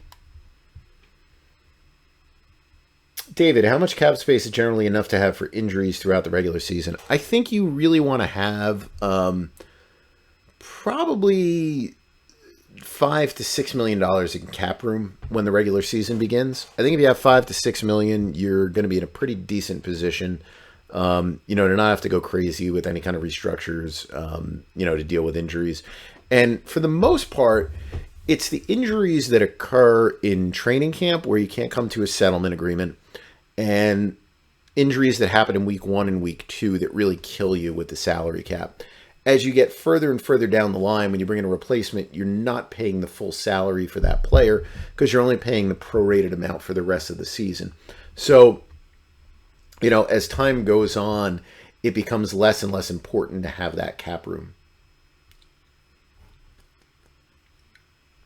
Can college and NFL players get insurance that would pay them if they have career-ending injuries? If they can, how much coverage? Millions of dollars. Thank you. Yeah. People take out, policies, I think, all the time on that kind of stuff. I don't know the particulars of it, but I do believe that, they take out those. I know they take out those kind of policies all the time. Teams take it out too. Teams take out policies on star players, and they cover, portions of their bonus, portions of their salary, depending on when an injury occurs. So yeah, that's something that you can definitely get, and I would think that most do when you're getting ready to come into the league, or if you're a player at the end of say a rookie deal or end of a veteran deal, that you're trying to get yourself some protection, even though you're probably paying a pretty high premium, to cover in the event that somebody gets hurt. Proud Black Matt, do you buy that there's a shortage of offensive line talent league-wide? The excuse that fans make when the team rolls out a collection of cast-offs and journeymen on week 1. That's like a yes and no kind of one. I don't think that there's a shortage overall of just, of talent. I think you can find competent veteran players. I think teams sometimes just don't lean into those players. Like, the Texans got a couple of decent players on there that are basically going to be backups on their team. And that's surprising to me that, other teams didn't want to bring in, players that are kind of like, probably competent starters, but maybe the worry is that they're going to ask for too much money if you start them. I do think that there is, I think this is more for the future. I do think there's a shortage of talent coming through the college systems. I think some of the changes in the college system have impacted the quality of the player that's coming into the league. But I think if you look hard enough, you'll always find competent players. I think you just have to look, and I think there's certain teams that just don't value investing in the line, and they probably do lean on that as an excuse that there's not a lot of talent out there. But I do think the drop-off sometimes between, say, guard number 5 and guard number 20 might not be that big. Even if name value-wise it looks that way, it might not really be that big of a drop. Connor, holdouts and hold-ins were all over the NFL. Please explain who gets fined and who can have it canceled and why this is happening all of a sudden. So the hold-in has been going on. I did a podcast episode on that last year, at least the thing about it, that teams have to begin to fine players for holding in. Like, I don't understand how you can, even if you're negotiating with someone, how you can get to the point where you're just allowing them to say, yeah, my back feels tight, and not practice. And then 3 weeks later, they sign a contract, and miraculously, it's as if the healer came to them overnight, put the hands on the back, and the back magically loosened up and they can play football again. Or my ankle's bothering me. Or I got a hammy that's tight. I got a hamstring that's tight. Wait a minute. I just signed that motion that I used when signing that contract. That motion, somehow it stretched out that hamstring in a way that none of the trainers could do. I can't believe it. Like, I'm healed. I am healed and good. Like, as a team, you've got to stop going into this hold-in being a thing. The holdouts this year is something new. I don't know really what's brought it on. I don't get worked out by the holdouts, because I remember when holdouts used to be a thing. Like, some people are like, wow, I can't believe that there's a holdout. Like, this doesn't make sense. You got to get them in. It's like, this used to be a thing all the time. You had rookies who didn't sign contracts until September. So I don't really know why the holdout is happening, but I know why the hold-in is happening. The hold-in is happening because no team has really gone out of the way to punish any player for a hold-in, and do anything regarding that. So, I think that is that's one of the reasons why that continues. But the holdouts, I'm a little surprised by that one. They've gone pretty deep, because the last real holdout I can really think of, like real holdout, was probably Cam Chancellor. I think he went 2 weeks in. And he got fined for his, but I think they did not enforce the forfeiture clauses that they could have. I think that was how that worked out. For the other part of that, I guess, is who gets fined. So Bosa's can be canceled, or maybe they didn't even fine him in the first place. Chris Jones's can't be canceled. The question there would be, would the Chiefs do something like the Cowboys did with Zach Martin, where you throw a couple extra bucks in the contract, specifically to cover the cost of the fine? Can you run through the contract structure of Denver under their old ownership versus new? Seems like Gregory and Allen contract should be good comparison points. General feeling on I don't think there's enough data to where you can look at that and say that ownership has had a play in it. I think the only thing that you can look at right now with ownership is how much money they're paying the head coach. And, that probably gives you an idea that maybe not so much contract structure, but maybe they'll be way more aggressive with some of the stuff that they do in, say, free agency. With the new ownership and what should be, you would think, a lot more money to spend than in the past. General feeling on him as general manager, I don't know. Right now, I don't know how you can like too much that's there. It just, I wouldn't say any of it looks like it's really worked. The Russell Wilson thing has been a blow up. Maybe he'll be better this year. I don't really have a feeling one way or the other, but I don't know how you can look at much that's gone on in Denver and say, yeah, this is this is a good thing there. Brian, have you any thoughts on the Jets feature on Hard Knocks, like a new urge to wrap your arms around Gardner and never let it go? I didn't really watch any of it. I got to be honest. With all the stuff going on, the things I don't have time for, things like Hard Knocks. To me, Hard Knocks peaked when the Jets were on with Rex Ryan years ago. A couple of seasons I watched after that never kind of recaptured that kind of feel. I don't think this year would have even come close to recapturing that kind of feel, especially because they have their own programming that kind of competes with it. And I do watch some of those. I haven't watched a lot of them right now, but those are pretty good. I asked my son one time if he was interested in watching, the Jets on Hard Knocks. Or I probably didn't even call it Hard Knocks. I was like, oh, do you want to see the Jets? Whatever this thing is that follows them. The show that follows them in training camp. He wasn't interested. I didn't really go out of my way with it. I got too many other things going on to really worry about focusing on that.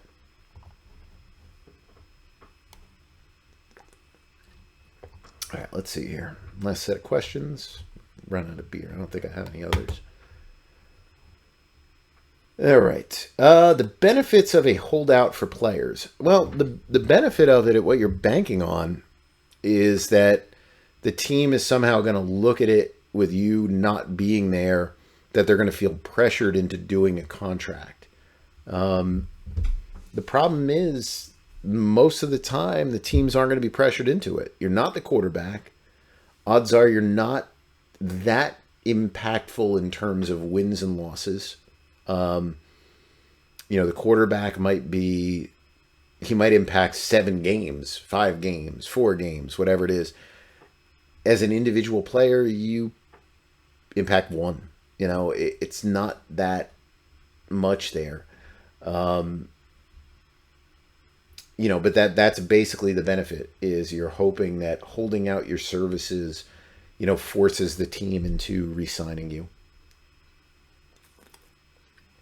Alex, do you think holding out is effective for a player in gaining leverage over the front office? Only for quarterback, not for. I don't think for any other position that it's an effective strategy. It's just you just don't have any leverage. Seth, what's the most cap effective way to drop Kyler Murray? Ooh, man, that's a good one too. All right, let's take a look at that. So Kyler Murray. All right, so we're talking about a trade.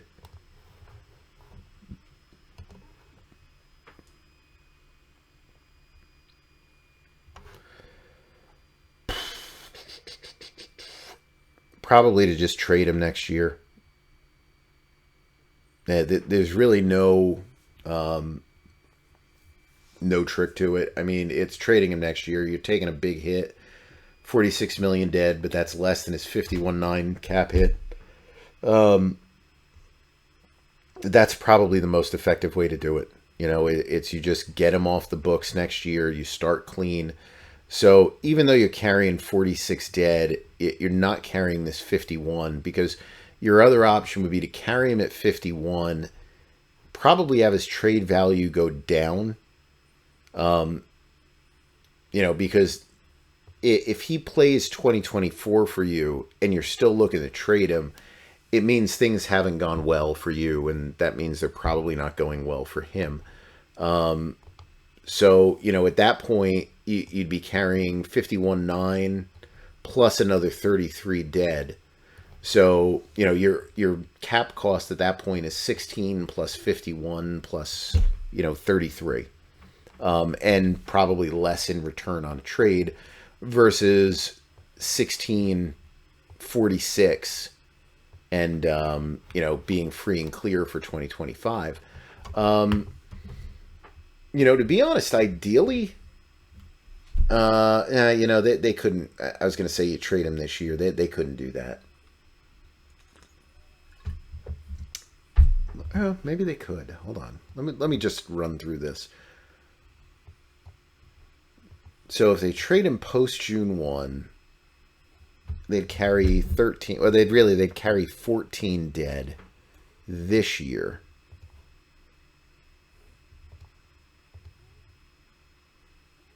Might actually be to trade him this year. I don't think they could find a trade partner, and you wouldn't be saving much. You'd only be saving 2. So unless somebody really blew you away with an offer, it would just be trading him next year. I mean, that's your most viable way out of his contract. Black Gold. You think the Jets asked Ashton Davis to take the Bryce Hall pay cut? I don't know. Let me just take a look at some of the stuff here.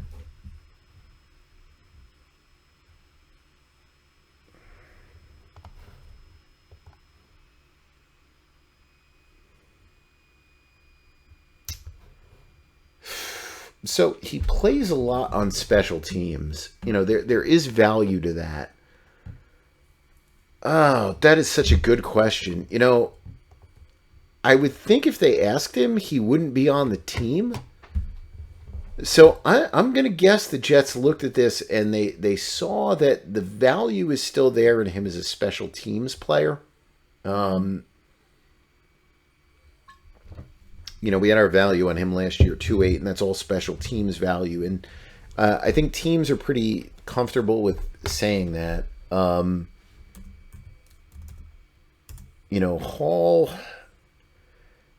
Hall is one of those players that has,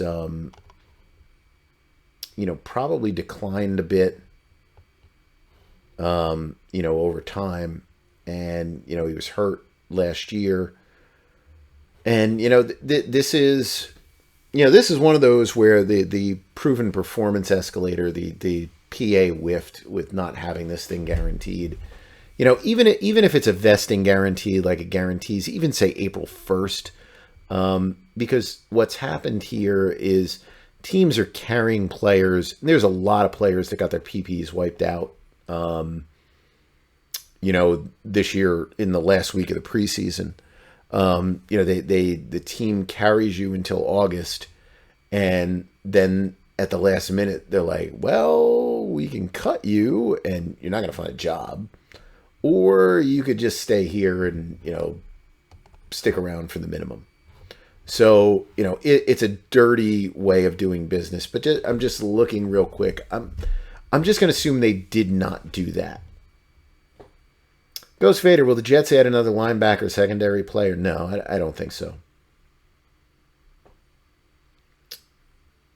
Yeah, unless somebody gets hurt. I guess I should preface it with that. Does the trend of excess void years build a framework for teams to onboard more high-priced talent? That's a good question. And I think I'm going to search to see if we have one last beer remaining here.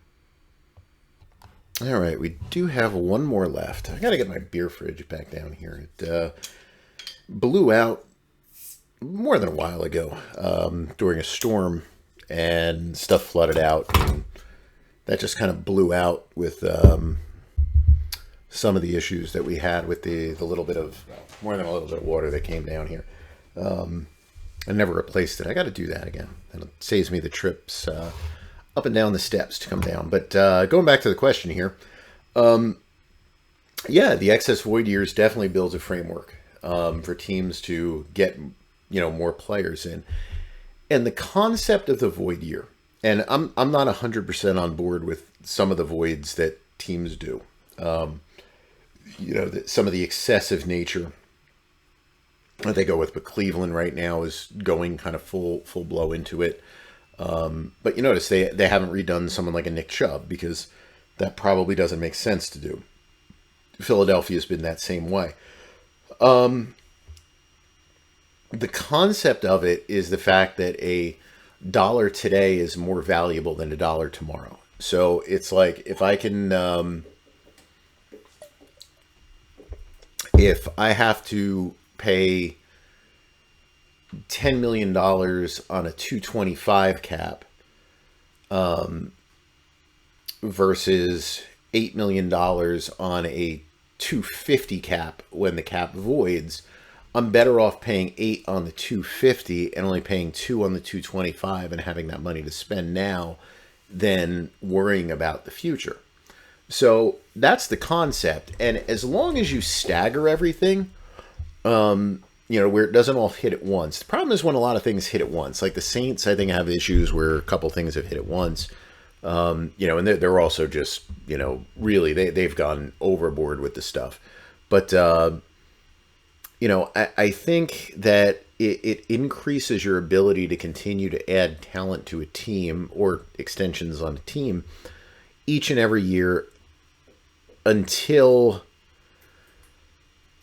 really the downside of it is when you hit the real unlucky zone.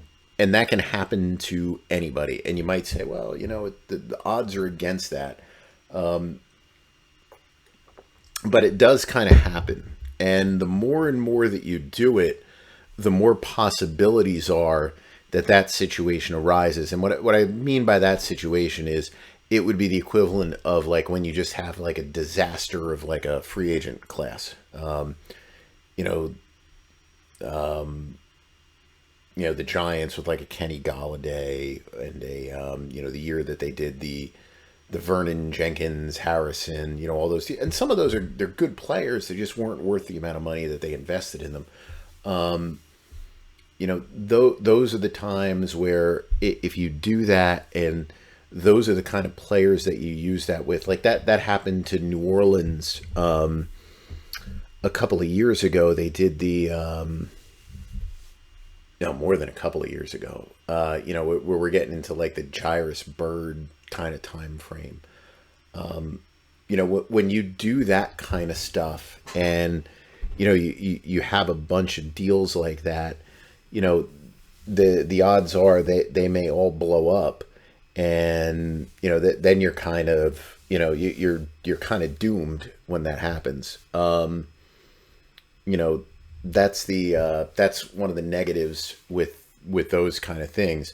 And it's always a possibility that can occur. But I do think ultimately you're opening yourself up to the possibility of adding more and more talent. And the more players that you can add, the more good players that you can have on your team, even if they're on 1-year deals, the better your chances are of, I think, competing in the league, compared to these other teams. And now, well, again, this is all kind of assuming the fact that you have a decent quarterback under contract. If you don't, it's very hard to overcome that kind of stuff. But I do think the void years is definitely a way to do that. And I think teams are still trying to find that balance between, maximizing the void years, or being like the Chargers, who really tried never to use them. The Lions try to just use one void year. There's probably a balance somewhere that's in there, and it might be don't add 5, add 3. I don't think it's add 1. It's a work in progress, I think, as to how you want to utilize it. But I think it's going to require looking at more teams and figuring out how to do that. Jalen Reagor got claimed by the Patriots. Has that contract transfer? Did he get claimed? I thought he signed as a practice squad player. I may not have even gotten to that transaction, so let me see. Yeah, I didn't even get to that. So I actually don't know the answer to that, because I'm not sure. So if he got claimed, the contract just transfers over. So, but he's a veteran, right? No, he only had 3 years. I'd have to go back and I'd have to look at his thing. This was his guarantee from 2023 and 2024 on his deal. If he was claimed, so yeah, no, he's not a veteran. If he was claimed, this number here for the Vikings would drop to 1.8 million. And, the numbers, all the stuff would just kind of go back, into that. Let me see. Hold on.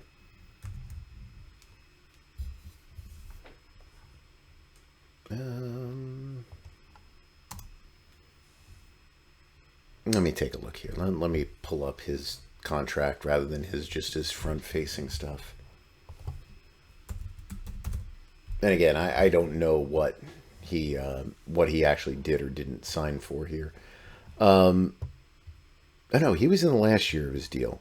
So okay, so the Viking, if he was claimed, the Patriots would be on the hook for 2.4 million, and the Vikings would be they would get this dead money number that I have here is 2.419 would completely vanish. It would that would disappear. So, that's how that would work. But I don't think he was. For some reason, I thought he was signed to the practice squad, but I could be wrong. If he was signed to the practice squad, and let's assume that he earns the full amount, which I think is 216 this year for a player with his experience level, the Vikings would get a $216,000 credit on their salary cap next year. It would offset part of this $2.4 million that they owe him. I asked yesterday about the dead cap figures it cut down, 17K to 7.3. Is that typical, or is a percentage of cap? I don't know exactly what that's.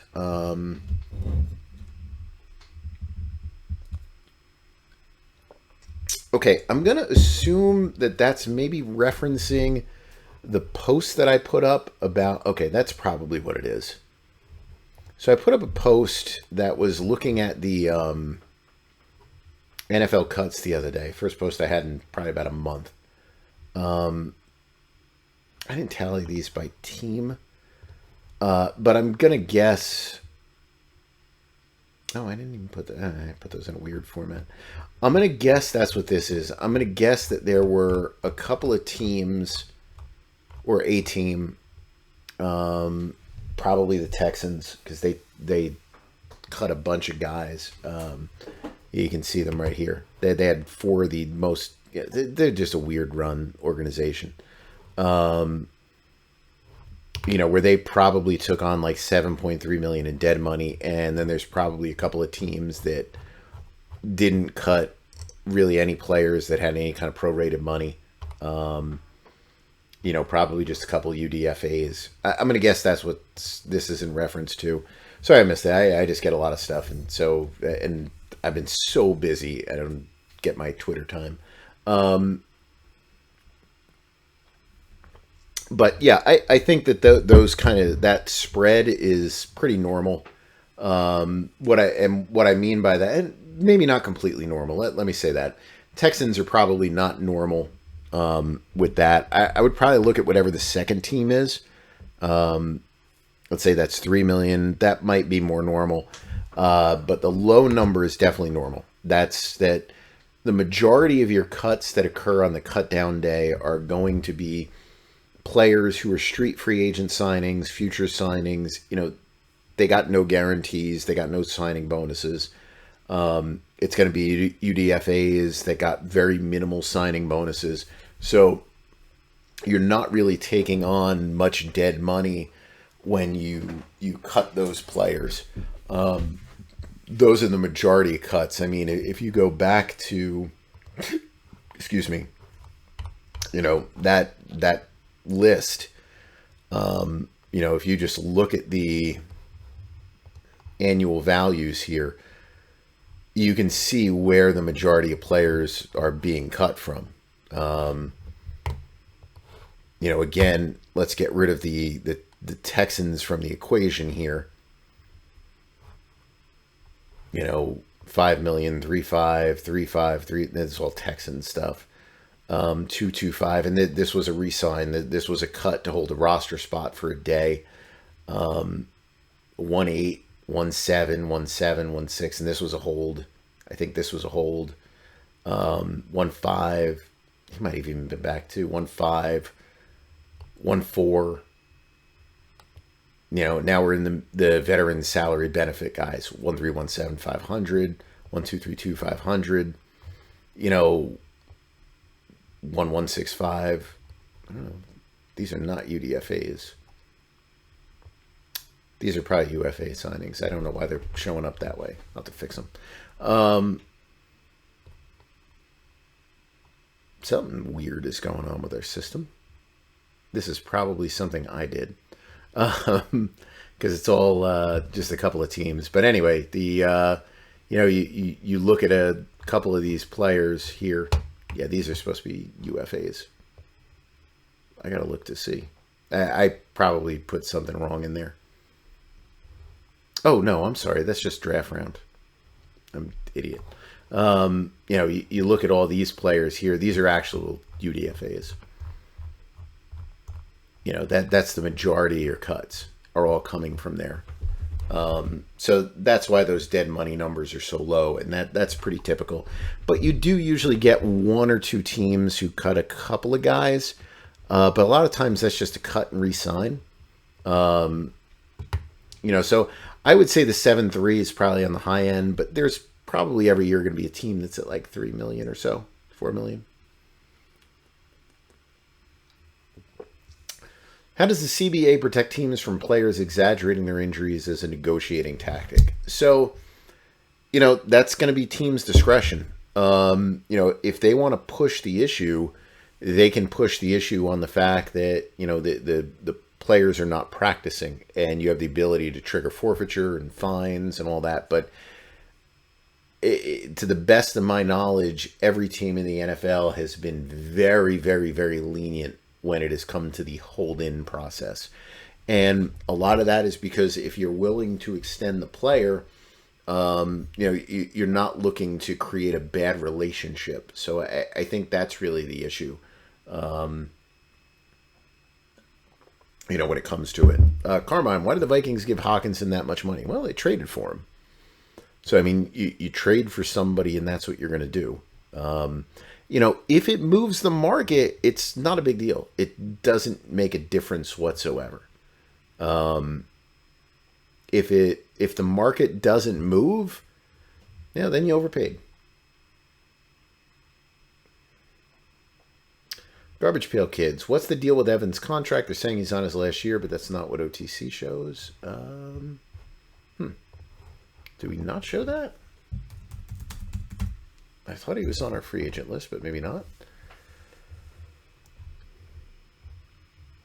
Okay, so when you look at the site, and whenever you see void, even though there's numbers in there, these are years that you're not going to honor on a contract. So his contract voids out in 2024, 2025, 26. Those 3 years vanish on a certain date, maybe last day of the league year. I don't have that listed. So he's only under contract for this year, and then next year they'll take on a dead money hit of $12.2 million if they do not extend him, for it. But those aren't real years; they're just years there to dump salary cap dollars. JP, how long can the Browns keep converting Watson's salary into a signing bonus to get under the cap before it becomes untenable? You have to wait to see how he plays this year. If he's terrible, they're going to be in a really bad situation.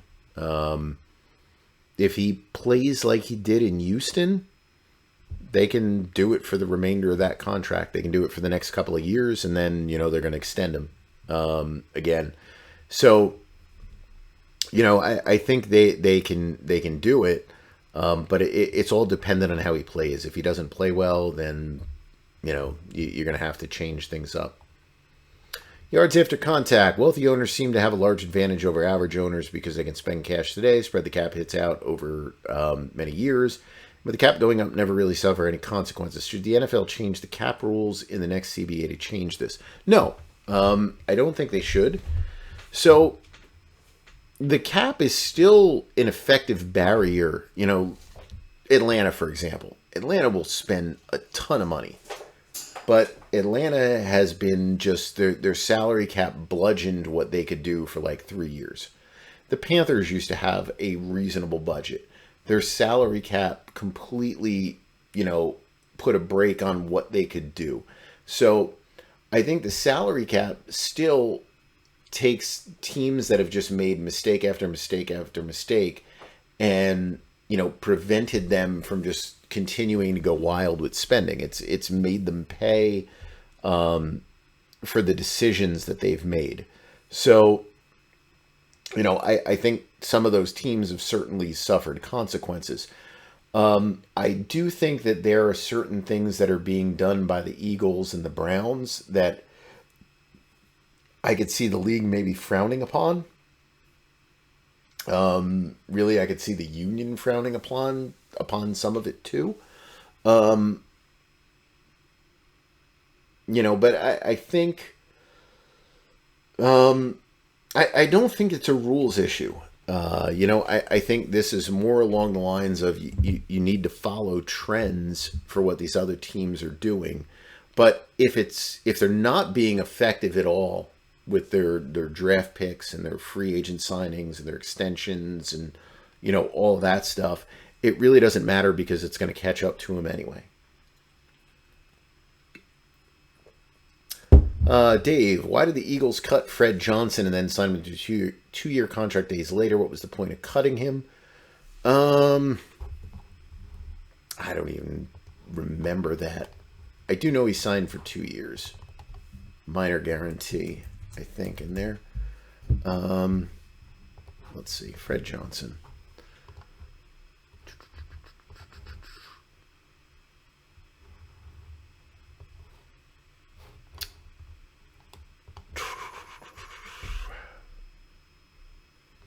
I have no idea. I am not sure what procedural reason there would have been other than the fact that they wanted to put a split salary in there. He had a split to begin with. I have no idea. They may have just needed a roster spot for a couple of days and, maybe he had something else he had to go do. Every now and then those kind of things happen. Like you'll see a deal come down, just to give an example, you'll see a deal come down and it'll have like a salary advance in it, or a signing bonus. Josh Jacobs got a small signing bonus as part of his new contract. Sometimes that's just the player, needing some kind of, even if you're not getting the signing bonus all up front, you're getting a portion of it, within probably 2 weeks, say 50% of the signing bonus or 25% of the signing bonus within 2 weeks. Players just looking to get something up front. You do see some times where, somebody needs some time off, for whatever. You're getting married or a relative is getting married or, something happens with your family, maybe there's death in the family or whatever. You might need some time off. And from a team perspective, you might say, well, you know what, we can use your roster spot. Look, we'll re-sign you. Let's come up with another term. We'll come up with a deal. Because I'm pretty sure you can extend a player that's on that veteran salary benefit deal. It's just you lose the benefit. So I think you can extend them. So I don't think there was a problem with that. So my assumption would be that it was, he maybe just needed a week off. Needed a couple days to do something, and they looked at this as the easier way to do it. That's just a guess. Ian, if the Steelers do not trade Kevin Dotson, would they have received a comp pick after he left next offseason? Could the Rams receive a comp pick? Yeah, the Rams can receive a comp pick. He's in the last year. He just restructured his deal, took a very slight pay cut. But they could have gotten that too, depending on what he would make as a free agent. I'm not really sure what he would earn. I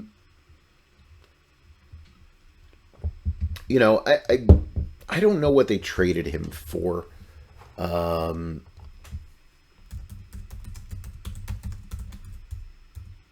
Whoops. What did they trade him for?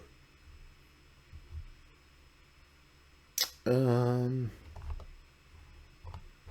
me see if the SI article has it in there.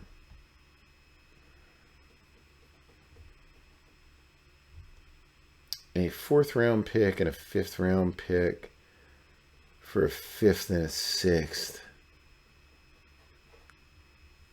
Considering he just took a little bit of a pay cut on there, they probably wouldn't have gotten much for him. And again, it blocks you from, getting someone in free agency, So I think right now there are a couple of teams, Arizona, would probably be one of them. And you start to question, you go, well, why are they trading some of their players and, not getting this? They might get more of a return as a comp pick. They're probably not in a position to get a comp pick next year, because of what they have to do in free agency. And, the Steelers probably can't guarantee that they're going to get a comp pick for him. So this is probably one of those situations where that's, what drives a trade for what you might perceive as lower value. The Rams can certainly receive a comp pick, but they're probably going to be active in free agency too. And, unless he has a great year, in which case the Rams are just going to extend him. I don't think that, they'd probably be in a position where they're going to get much in return as well. Jay Gray, what big name player did the Jets trade for by the deadline? So I've been on this Aaron Donald thing for, I think I mentioned it about a month or two ago, that I thought they would be players for him. Now, he has a no trade, if I remember correctly. So I think he has a no trade clause. So you do have to kind of convince him to do that. But I don't know. For some reason, I feel like that name to me really sticks out. Where they need the most help is probably their offensive line. I don't think they're going to bring in an offensive lineman. Yeah, you can always bring in a safety. You can bring in some kind of defensive back as well. But I don't know. Aaron Donald is the guy that stands out to me as, someone that they would be willing to really try to make a power play for. All right, let's see if there's any other stuff here. I don't anticipate it. Oh, maybe one or two, but let's just run through these. I think most of these I've seen.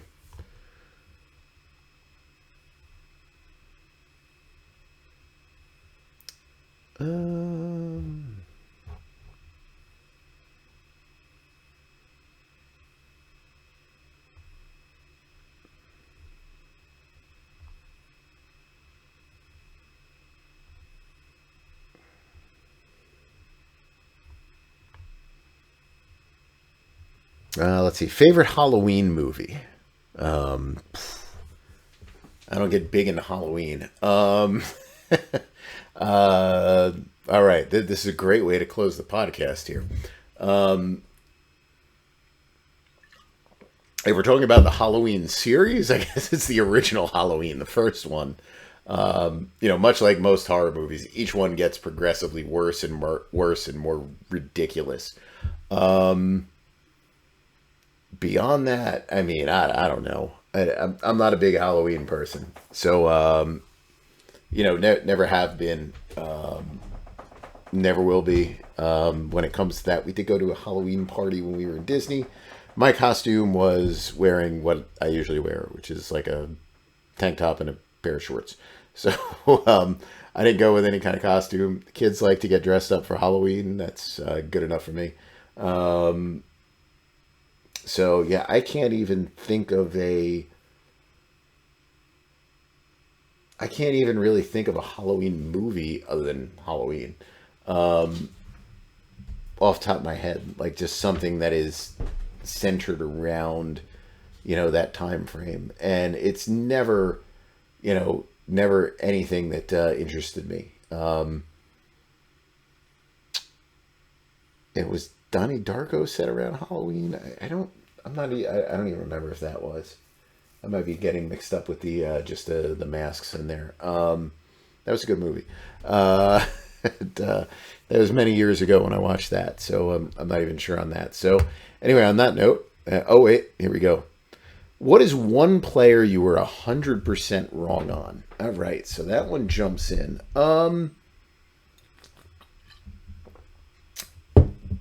I'd have to look back at free agent signings. Demario Davis is probably one that stands out. I did not think that was a good signing by the Saints at the price that they paid for him. He turned out to be just an outstanding player for him for many, many, many years. That contract didn't make sense to me in the sense that he went to, I'm going by memory here, he went to Cleveland from the Jets on a moderate price deal, ends up back on the Jets, takes a pay cut to go to the Jets, if I remember right, and then somehow hits free agency and gets a monster raise from the Saints. my thought on that was, wow, what are they doing? But, he's been terrific for them. He's been there for years. He's been one of the better linebackers in the league. So I would say in terms of, you know, value and everything else, that's the player that always kind of jumps into my head as to just being, completely wrong on in terms of what his market value was, what his productivity level was going to be. I think that's the player that to me really stands out. Have there been others? Yeah, there's plenty of other ones. And I know Jets fans are going to want to go with, players that have been drafted. I don't ever look at the players on the draft stuff and say you're 100% wrong on something that's a draft pick. Draft pick is a total crapshoot, and there's a lot of data as to, how you project these things. And even if you want to look at, like a Breece Hall, the Jets went out and signed Dalvin Cook. So, what are you moving up for running back? And I know he got hurt, and that's unfortunate. He was really playing well before he got hurt. You went out and you signed a running back. It's almost like that negates the fact that you drafted a player. Elijah Vera Tucker has played a season and a half. That's the thing. But I don't ever look at the draft pick stuff as being wrong on a player, because I don't think I really ever look at those draft picks as like the draft picks. I don't really look at them as an evaluation of the player. I just look at them as, this is the historical trends with this, and this. When it does come to contract extensions or free agent signings, while a lot of what I do is based obviously on, some type of data analysis and historical trends, there is also a knowledge of some sort, not to the level of, someone who, scouts players or anything like that, but there is a knowledge of some sort of the talent level, of a player. And, you kind of factor that into the equation as well. But Davis is one that stands out. Player that I thought would be better was Galladay. I was a big Galladay guy. I always thought Galladay was a good player, but man, he never bounced back from that injury ever. Now, I thought the Giants overpaid for him dramatically, not based on what I thought the market would be going into the season, into the free agent period. But once free agency started that year, the Giants grossly overpaid. But I always thought that he'd be way more productive than he was with the Giants. But on the other end of things, which I think is probably more what you're thinking along the lines of when you say, what are you 100% wrong on? I think Demario Davis is the one that I always look at and say, I was very, very, very negative on the contract for a number of different reasons. And, it's like he's gone above and beyond for the last 5 years, for however many years, out in New Orleans. So I think that's the one that will always come to mind for me. And, the player who I think really just, played incredibly well, and way more than I thought he would. And, that was probably a pretty good signing by the Saints. That I never would have pegged when that deal came down. All right, so that will do it for me. So we made it through, I don't know, however long this podcast is, about 2.5 hours, maybe, give or take a little bit. So we'll see how that goes. So, we'll see how the Chris Jones stuff winds up and everything else. So thank you again for listening, or for the couple of you who watch, who actually watching it over on YouTube. One of these days, if you actually made it to the end of this, and I probably should put this in the beginning, if you want to try to do, I haven't done one of these before, and so I can try to figure out how to do it during the course of the season. Maybe halfway through the year, as some of the teams kind of fall out of contention. I used to do a lot of these late night Twitter Q&As, which I used to have a lot of fun with. I don't really stay up late enough to do that kind of stuff anymore. But one of these days, if we want to do a YouTube live or something like that, if you guys have interest in that, just shoot me an email or send me something on Twitter, and let me know, and I'll try to figure out how to do that. I had a lot of fun doing a Spaces session, 1 or 2 times doing it. It was just became a little bit too difficult for me to do. I like to do that stuff kind of on a laptop versus working off my phone. And I don't even know Spaces works on the laptop now. I used to run an emulator on my laptop, but I had problems recording it. I thought I was able to record it right, wasn't able to do it.